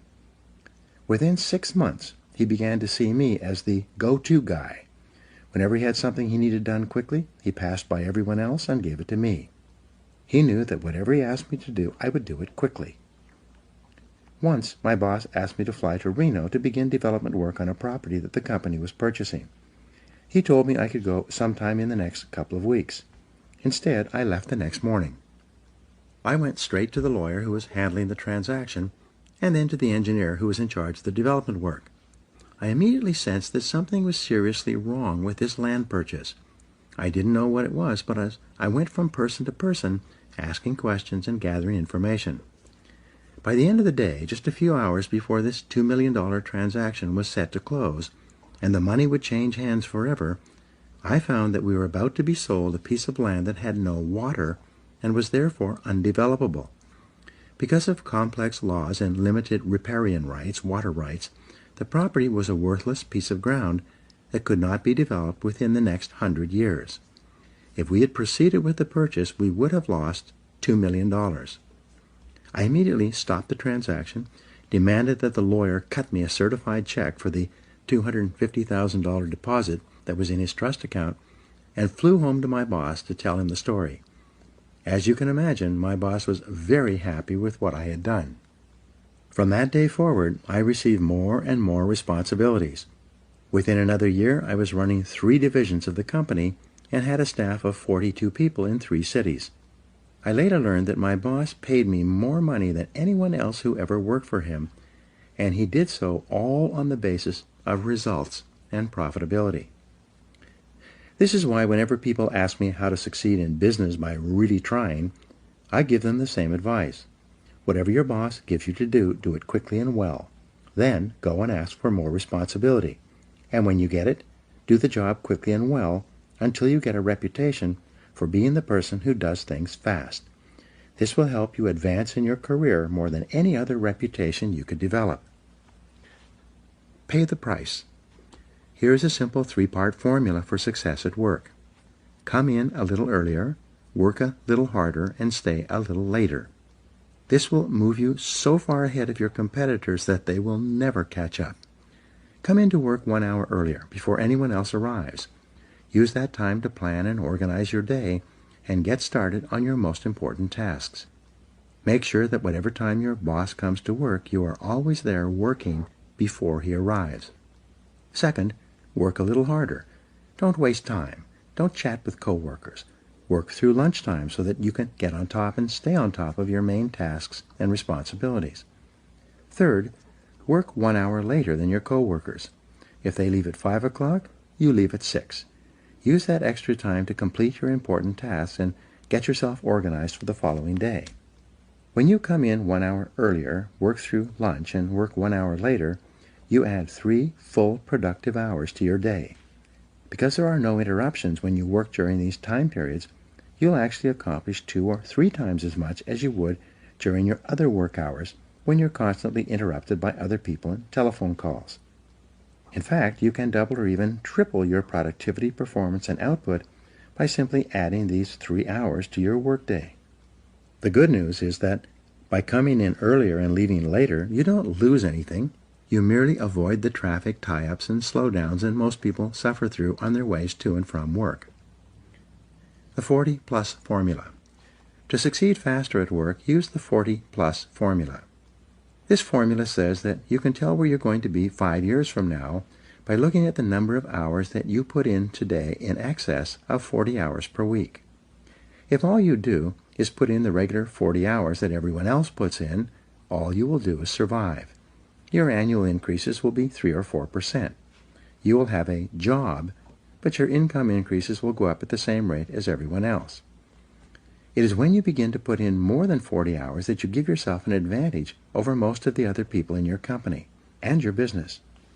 Make it a habit to do more than what you are paid for. Discipline yourself to put in more than you take out. Every hour that you work over 40 hours a week is an investment in your future success. The highest paid people in America in every field work 50 to 60 hours per week. The average self-made millionaire works 59 hours per week. This is equal to 5 12-hour days or 6 10-hour days. Most successful people at the beginning of their careers worked 6 days a week, sometimes 7. Moreover, they worked all the time they were at work. They didn't waste time. They realized that in order to reap a great harvest later in their career, they had to sow a lot of seeds in the springtime of their career. Look the part. Dress for success. Finally, to succeed at work, you need to discipline yourself to look the part. Remember, birds of a feather flock together. When it comes to presentation, this means that people like to promote others who look like them. Your bosses are very sensitive to the appearance of their staff. They like to promote people who they are proud to introduce to their friends and colleagues. Be sure that you dress and groom in such a way that your boss would be proud to take you out for lunch and introduce you to others as a representative of his or her company. Each morning before you go to work, look in the mirror and ask yourself, do I look like one of the top people in my field? If you don't, go back and change, and keep changing until you look like one of the top people in your business. Learn how to dress for success. Read books and articles, or ask others for advice. Look at the most successful people in your business and dress the way they do. Dress for the job 2 levels above your current job. Remember that fully 95% of the first impression you make on other people will be determined by your dress and grooming. Make sure that first impression and then the second and third impressions are consistent with the message you want to send. Many people work their entire lives without realizing that by putting forward a little extra effort, working a little harder, and focusing on higher value tasks, they could become one of the most valuable people in their organizations. When you discipline yourself to continually increase the value of your contribution to your company, you'll put your career on the fast track and virtually guarantee yourself a wonderful future. In the next chapter, you will learn that your work behaviors naturally determine your ascension to leadership, and you will see how self-discipline is essential to fulfilling your potential as a leader. Now here are some action exercises for you. Number 1, make a decision today that you're going to become one of the top 20% of people in your company and your industry. What should you or could you do differently to achieve that goal? 2, make a list of everything you do in your job and then identify the 3 things that contribute the greatest value to your work and your company. 3, set a new work schedule for yourself and begin to start earlier, work harder, and stay later until it becomes a habit. 4, identify the most important results you're expected to achieve in your job and then work on those results all day long. 5, determine the person who is the best dressed and groomed in your company and then resolve to use him or her as a role model for your own appearance. 6. Decide today that from now on you are going to actually work all the time you're at work, and that you are going to develop the reputation for being the hardest working person in your company. And 7. Develop a sense of urgency. Resolve to move fast when you're given a job or opportunity. This can change your life.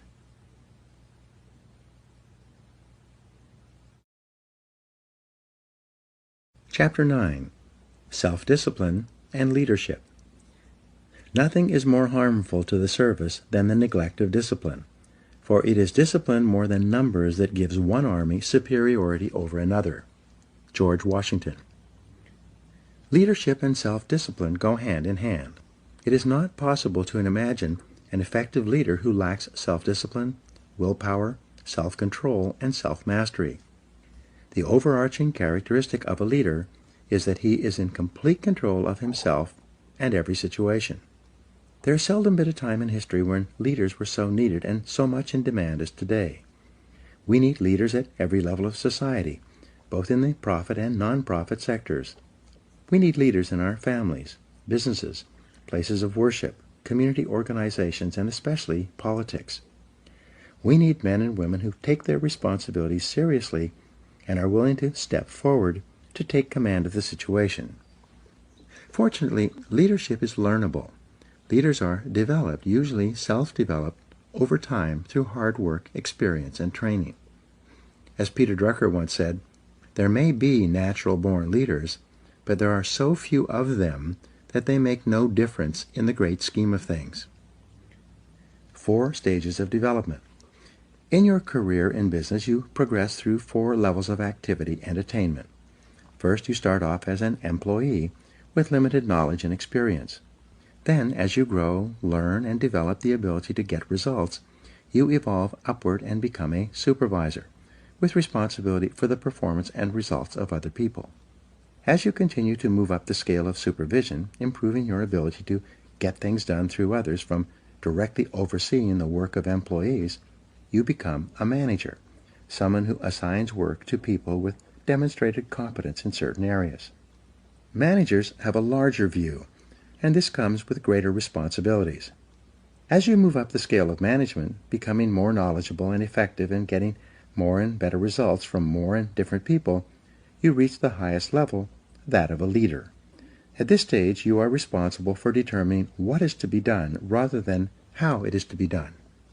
It is said that some leaders are made, some are born, and some people have leadership thrust upon them. Leaders emerge or are promoted to deal with a situation requiring leadership ability. In its simplest terms, the role of the leader is to take responsibility for results. The primary reason that people are promoted into increasingly higher levels of leadership is because they demonstrate the ability to get the required results at each level. The ongoing question of the leader is always, what results are expected of me? Clarity is essential. The main reason that some people are not promoted into greater leadership positions, or perhaps they are even fired, is because of failure to execute. They do not do the most important jobs expected of them, nor do they get the results demanded of them. Leaders have vision. The first quality of leadership, based on 3,300 studies of leaders reviewed by James McPherson, is the quality of vision. Leaders have vision. They have the ability to project forward into the future and develop a clear picture of where they want their organizations to go. They then have the ability to share this vision with others and gain others' commitment to make this vision a reality. You become a leader when you accept responsibility for results. You become a leader when you begin to think, act, and talk like a leader. You become a leader when you develop a vision for yourself and for your company, your life, or your area of responsibility. There are hundreds of books written about leadership and the importance of vision, yet they can be boiled down to a single principle. A military leader has a vision of victory from which he never deviates. A business leader has a vision of success for the business based on excellent performance to which he or she is completely committed. A leader is a standard bearer. The leader sets the standard for the organization or the department. It is not possible for anyone in the organization to have a clearer vision or to aspire to a higher standard of excellence than the leader. For this reason, the leader is the role model, the one who sets the tone and the morale for everyone in the organization. The personality and influence of the leader affects everyone below him in the company, organization, or department.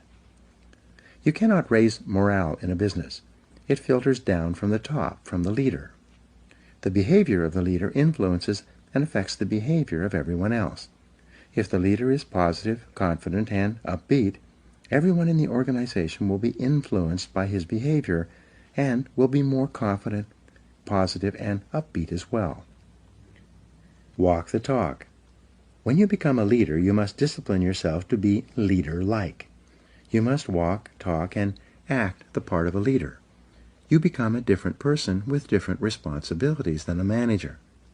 When you are working your way up, you are a part of the staff or the sales team.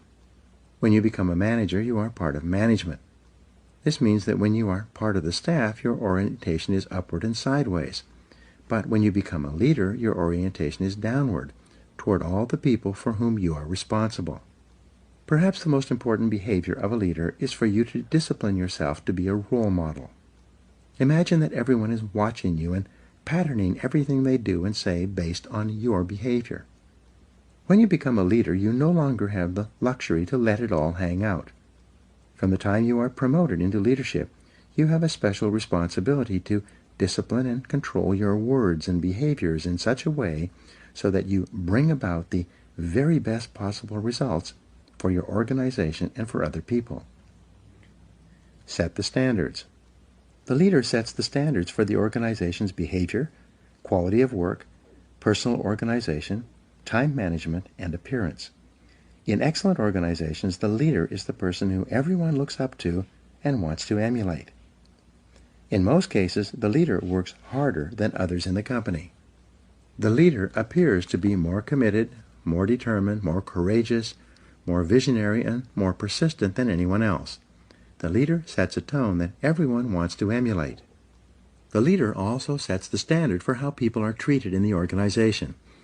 When the leader treats people with courtesy, consideration, and concern, it quickly becomes known that these are the standards to which others must adhere. Set values and principles. In addition to a clear vision for the organization, the leader must have a set of values and organizing principles that guide behavior and decision-making. Everyone must know what the leader and the company stands for and believes in. The job of the leader, then, is to articulate this vision of excellent performance within the constraints of high ethical standards at all times. He or she must walk the talk and live the values and behaviors he or she teaches. The very best standard for a leader is the golden rule: do unto others as you would have them do unto you.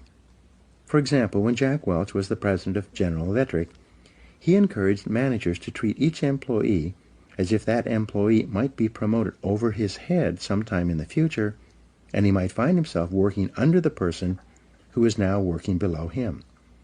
This way of thinking assured that managers treated their staff with a high degree of respect and courtesy.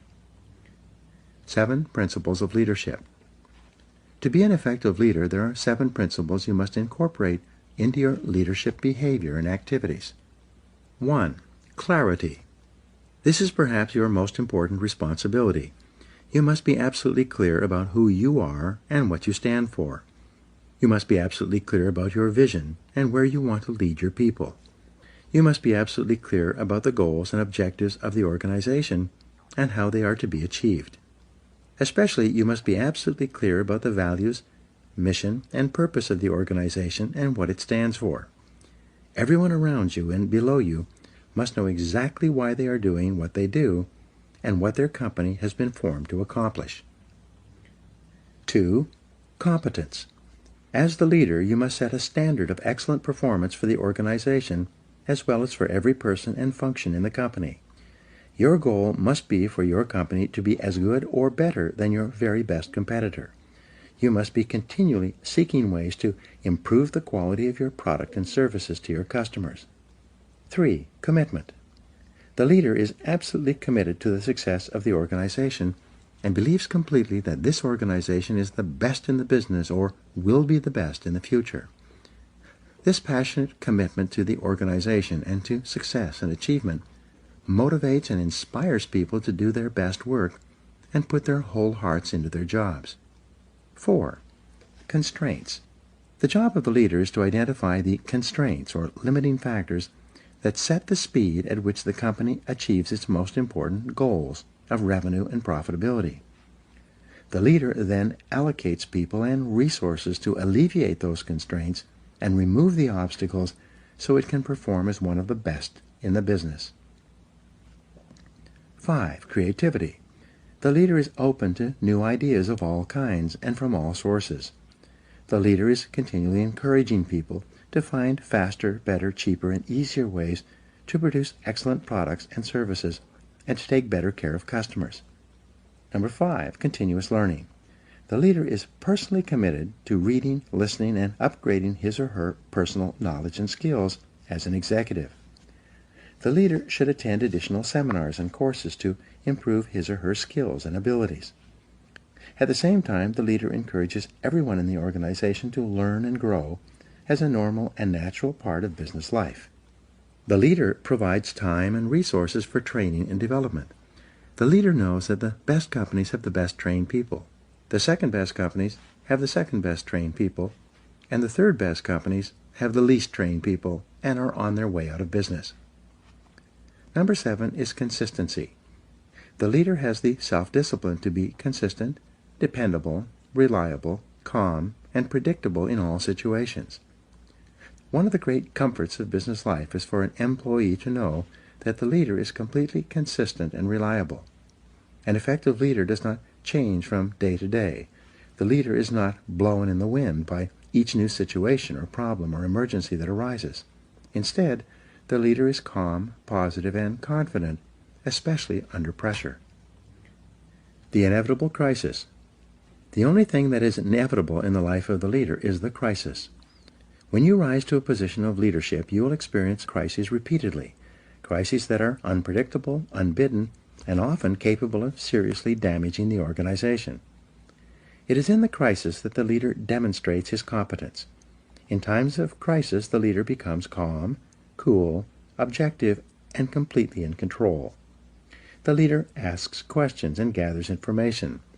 The leader assesses the situation accurately and makes whatever decisions are necessary to minimize the damage or cut the losses.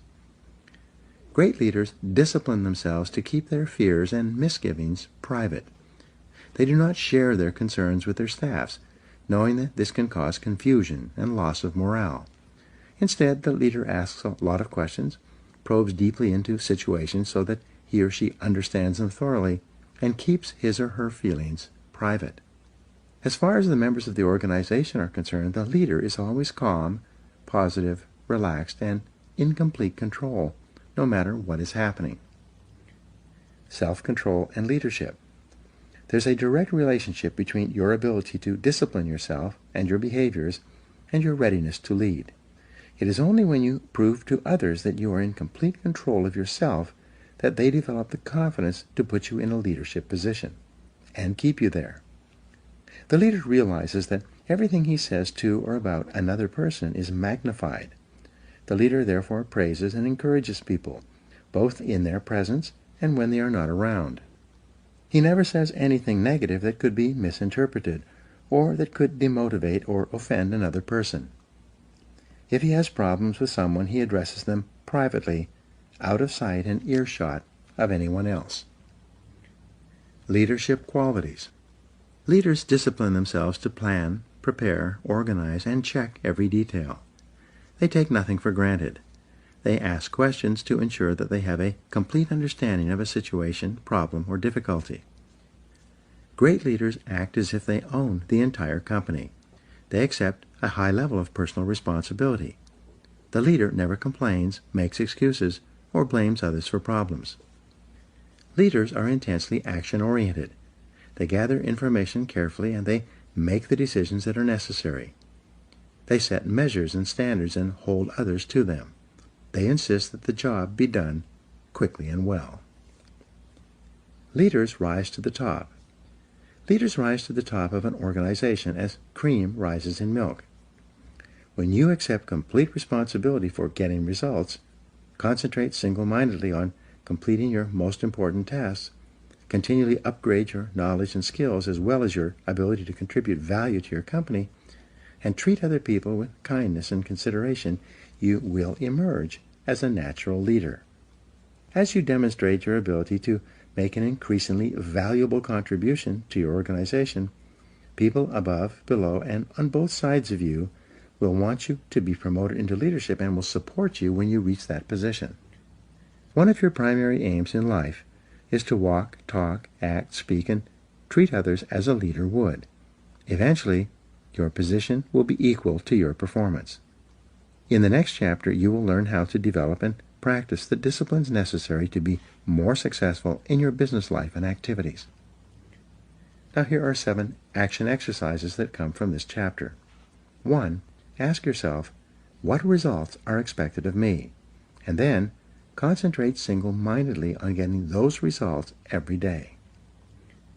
2. See yourself as the leader of your organization and ask yourself, what kind of a company would this company be if everyone in it were just like me? 3. Create a clear, exciting vision for yourself and your organization based on success and excellent performance. 4. Identify the most important people in your business world and determine how you will have to behave toward them to get them to perform at their best. 5. Resolve in advance that when the inevitable crisis occurs, you will respond in a calm, controlled, and intelligent manner. 6. Clarify the exact values and principles you believe in and stand for, and then share them with the people around you. And 7. Treat each person around you as if they are competent, valuable, and important. This is the key to gaining the loyalty and commitment that you require as a leader.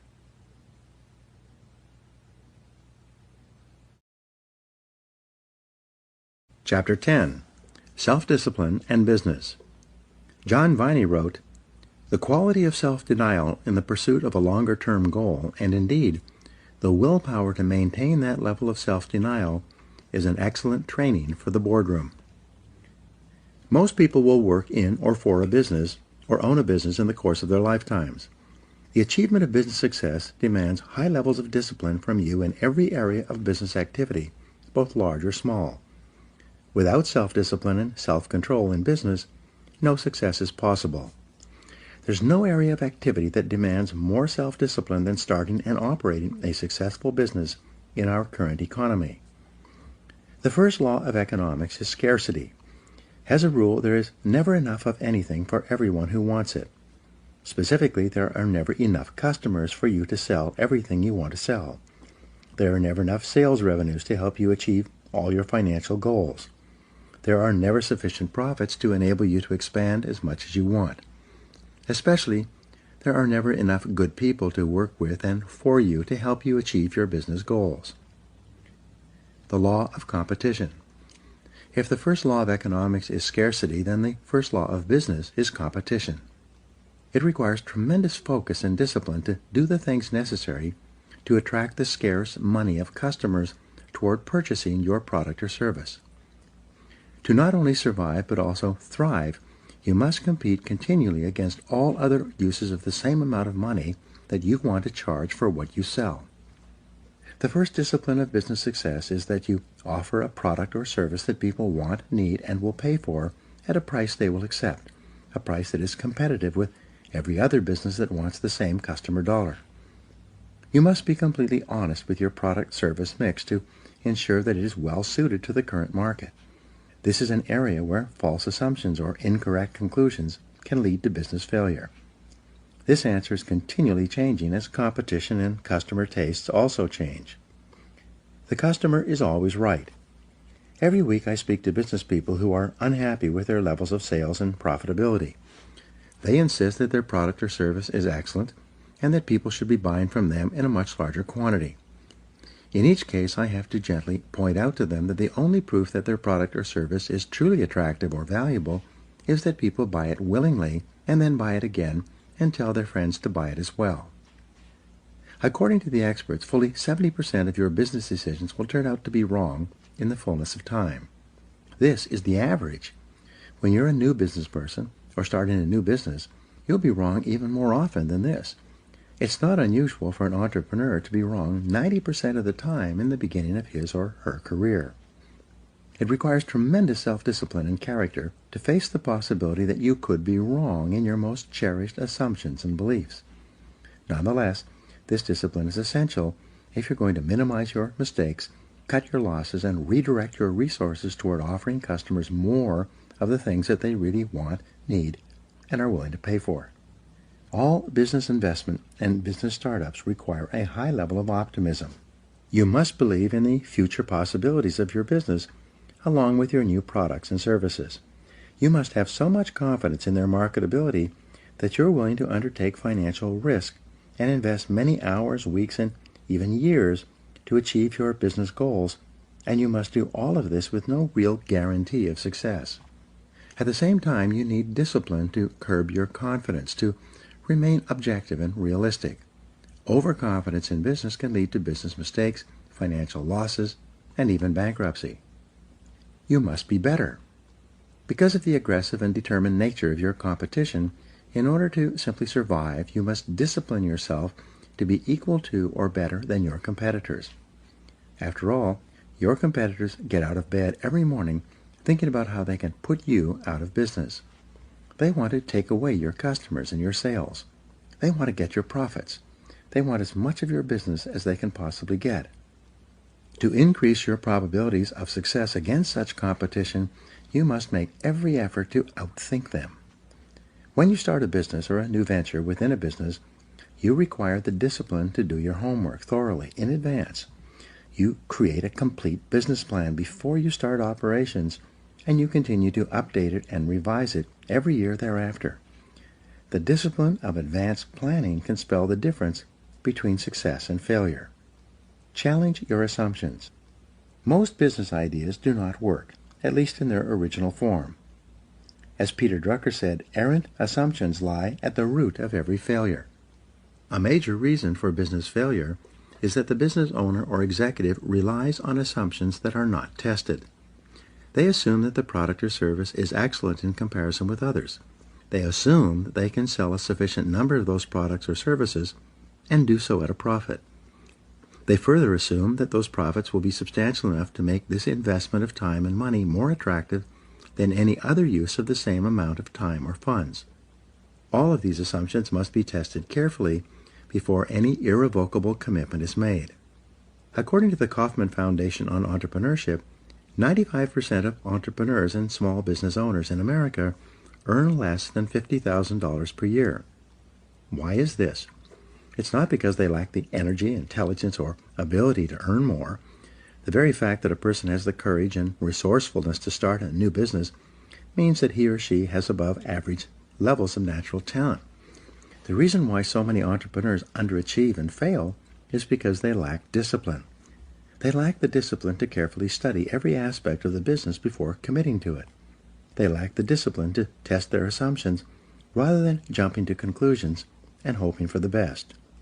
Don't let this happen to you. Identify your ideal customer.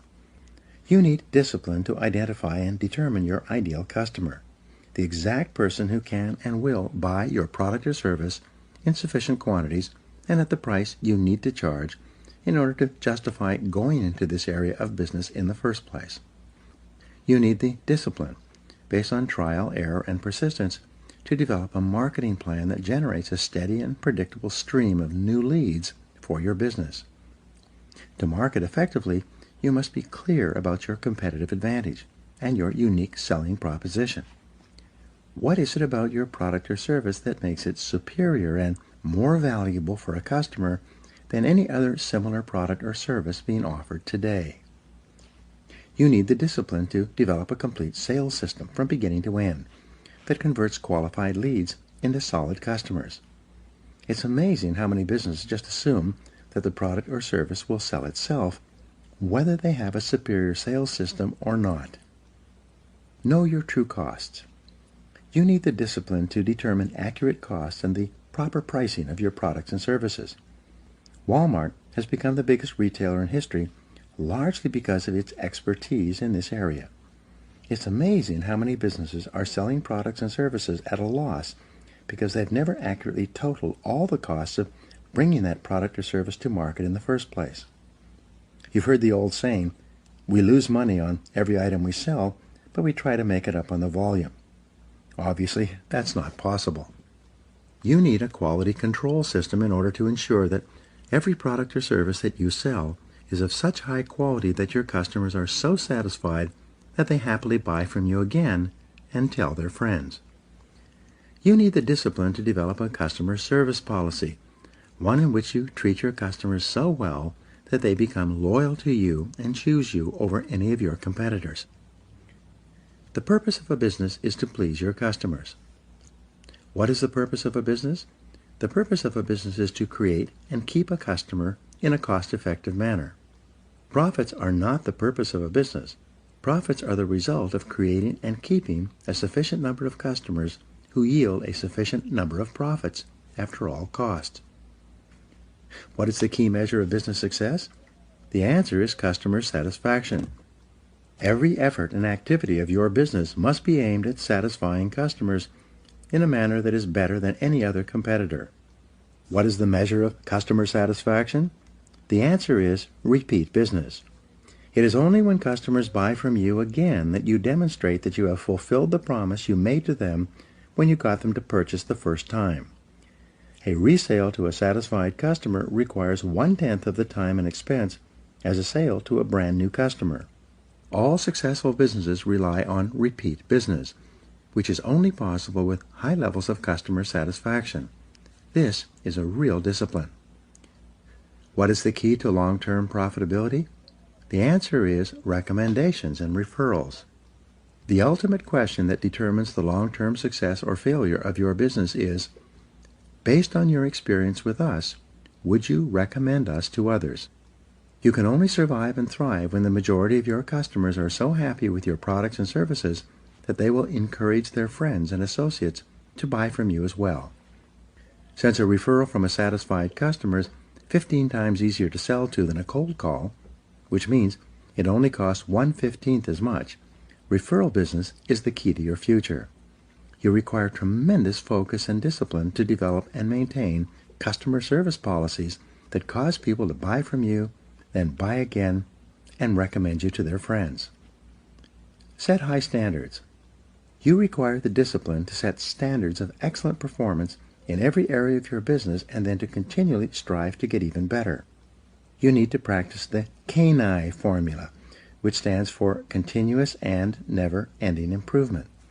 No matter how high your level of quality is today, you can never be satisfied.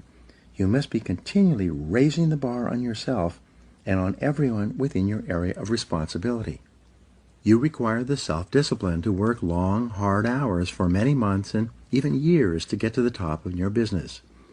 The average entrepreneur, business owner, or self-made millionaire in America works 59 hours per week. Some entrepreneurs even work 70 to 80 hours per week in the first few years of building their businesses. You must be prepared to discipline yourself to put in this amount of time and level of hard work if you want to be the best and get to the top of your field. Think about the solution. To succeed in business, you need the self-discipline to be proactive rather than reactive. You need to focus on solutions rather than problems. You need to concentrate on the most important thing you could possibly be doing every hour of every day rather than getting sidetracked by low-value or no-value tasks and activities. Above all, you need the self-discipline to settle in for the long term, to develop a long-time perspective in your business life. Because of the intensity of competition, it takes many years of disciplined effort for you to become a business success, whether this is in your own business or working for someone else. There are no shortcuts. There are no easy ways to get to the top. There is only one way, and that is through hard work, discipline, and willpower. On average, it takes about 2 years to break even in a new business venture. It takes another 2 years of positive cash flow to pay back the money you borrowed in the first 2 years. It then takes another 3 years before you become truly successful. In addition, everything costs twice as much and takes 3 times as long. Based on these statistics, why should you start your own business or embark on a new business venture? Because the time is going to pass anyway. After all, 5 years from now you will be 5 years older, and 10 years from now you will be 10 years older. At the end of that time you will either be at the top of your field or still down among the 80%, struggling for every dollar and worrying about money every day. The choice is yours. Discipline is the key. In the next chapter, you learn the discipline that controls the lifeblood of your business, sales. In the final analysis, as Peter Drucker said, the purpose of a business is to create and keep a customer. Now, here are some action exercises for you.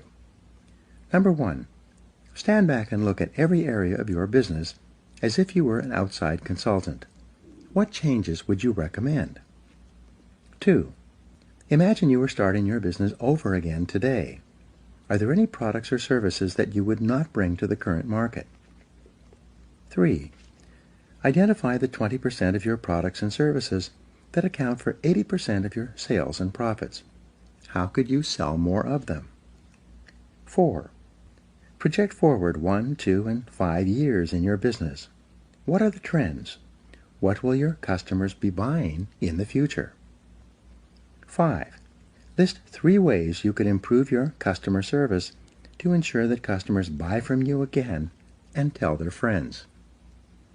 6, list 3 ways that you could attract more and better qualified leads from your marketing and advertising activities. And 7, list 3 ways that you could make more sales to the prospects you attract, or that you could attract more and better prospects.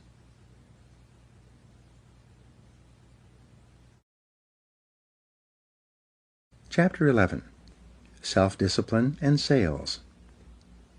Nothing happens until a sale takes place. Red Motley. The most important element in business success is selling. Nothing happens until a sale takes place. All the factories, businesses, offices, and producers of goods and services only leap into action when someone somewhere makes a sale to someone. Selling is one of the hardest professions in America. It is also the only profession in which a person can start with limited skills to achieve one of the highest incomes in our economy. Moving onward and upward in sales is like driving on the Autobahn in Germany. There are no speed limits. You can go as far and as fast as you want by stepping on the accelerator of your own ambition and determination to excel in the profession of sales. Business success or failure. Thousands of bankrupt or insolvent companies have been analyzed over the years to determine why they failed. After all the data was sorted and studied, virtually every business failure came down to one reason: low sales. In contrast, whenever a business was succeeding, growing, yielding profitability, increasing its share prices, and offering opportunity for more and more people, the reason boiled down to one factor: high sales. Everything else was secondary. Almost everything you do in a business either increases or decreases sales. Everything either helps or hurts. Everything either attracts or keeps more customers or drives them away. Everything counts when it comes to sales. The discipline of generating sales. Whether you are a salesperson or a business owner, you require the self-discipline to focus and concentrate on generating sales every hour of every business day. A group of researchers interviewed several hundred senior executives and business owners and asked them, "How important is sales and marketing to your business?" Without exception, they all replied, "Sales and marketing is absolutely essential to our survival and growth." The researchers then conducted a time and motion study of these same business owners and executives, following them around and tracking their time usage over the course of a month. At the end of that time, they completed their calculations and determined that the average business owner or executive who professed that sales were absolutely essential to survival and growth was spending only 11% of his time on sales and marketing. The remaining time was spent on meetings, discussions, paperwork, administrative work, luncheons, and a variety of other activities that contributed nothing to sales generation. If you're a sales manager or business owner, you must discipline yourself to focus most of your time and attention on getting your salespeople to generate the sales on which your company depends. You must spend 75% of your time working with your salespeople and accompanying them when they visit your customers and make presentations and sales. Do your paperwork before or after work, but during working hours, when customers are available to be seen, you should dedicate yourself entirely to sales generation. How to go broke. Some years ago, I started a new business. I developed the product and then began advertising via direct mail, radio, television, and newspaper. I allowed myself to be completely overwhelmed with planning, paperwork, and advertising activities. By the end of the year, I was out of money and my business was almost broke. At that time, I realized that I had taken my eye off the ball of sales. I then sat down over Christmas and designed a complete sales process. On January 2nd, I picked up the telephone and began making appointments. Over the next 2 months of aggressive and focused sales activity, I did more business than I had done over the entire previous year. I saved my business and my home, and I never lost sight of that focus again. One of the most important questions you can ask as a salesperson, entrepreneur, or business owner is whether what I'm doing right now is leading to a sale. Ask this question of yourself repeatedly throughout the day. Every time the answer comes up no, you must immediately stop whatever you are doing of lower value and turn your attention to sales generation. In addition, make sure that all the people who are responsible for sales in your company ask and answer this question in the affirmative all day long. Overcome your fear of rejection. Assuming that you have an attractive product or service, one that is reasonably priced and suited to the current market, the biggest problem that telephone salespeople and outside salespeople face is rejection. The fear of rejection does more to sabotage a sales career and undermine sales activities than any other single factor. It is the major obstacle to sales success. It takes tremendous discipline for salespeople to get up every morning and go out and face the inevitable rejection that they know they're going to receive all day long. Most people cannot handle this continuous rejection. Therefore, to avoid the emotional pain that comes with rejection, many salespeople engage in a series of displacement activities to avoid being rejected. First of all, they make fewer calls. According to Columbia University, the average salesperson works about 90 minutes per day. In other words, only about 1.5 hours out of an 8-hour day. They spend the rest of the time warming up and getting ready, shuffling paperwork, checking the internet, reading the newspaper, chatting with coworkers, coming in late, leaving early, and taking extended lunches and coffee breaks.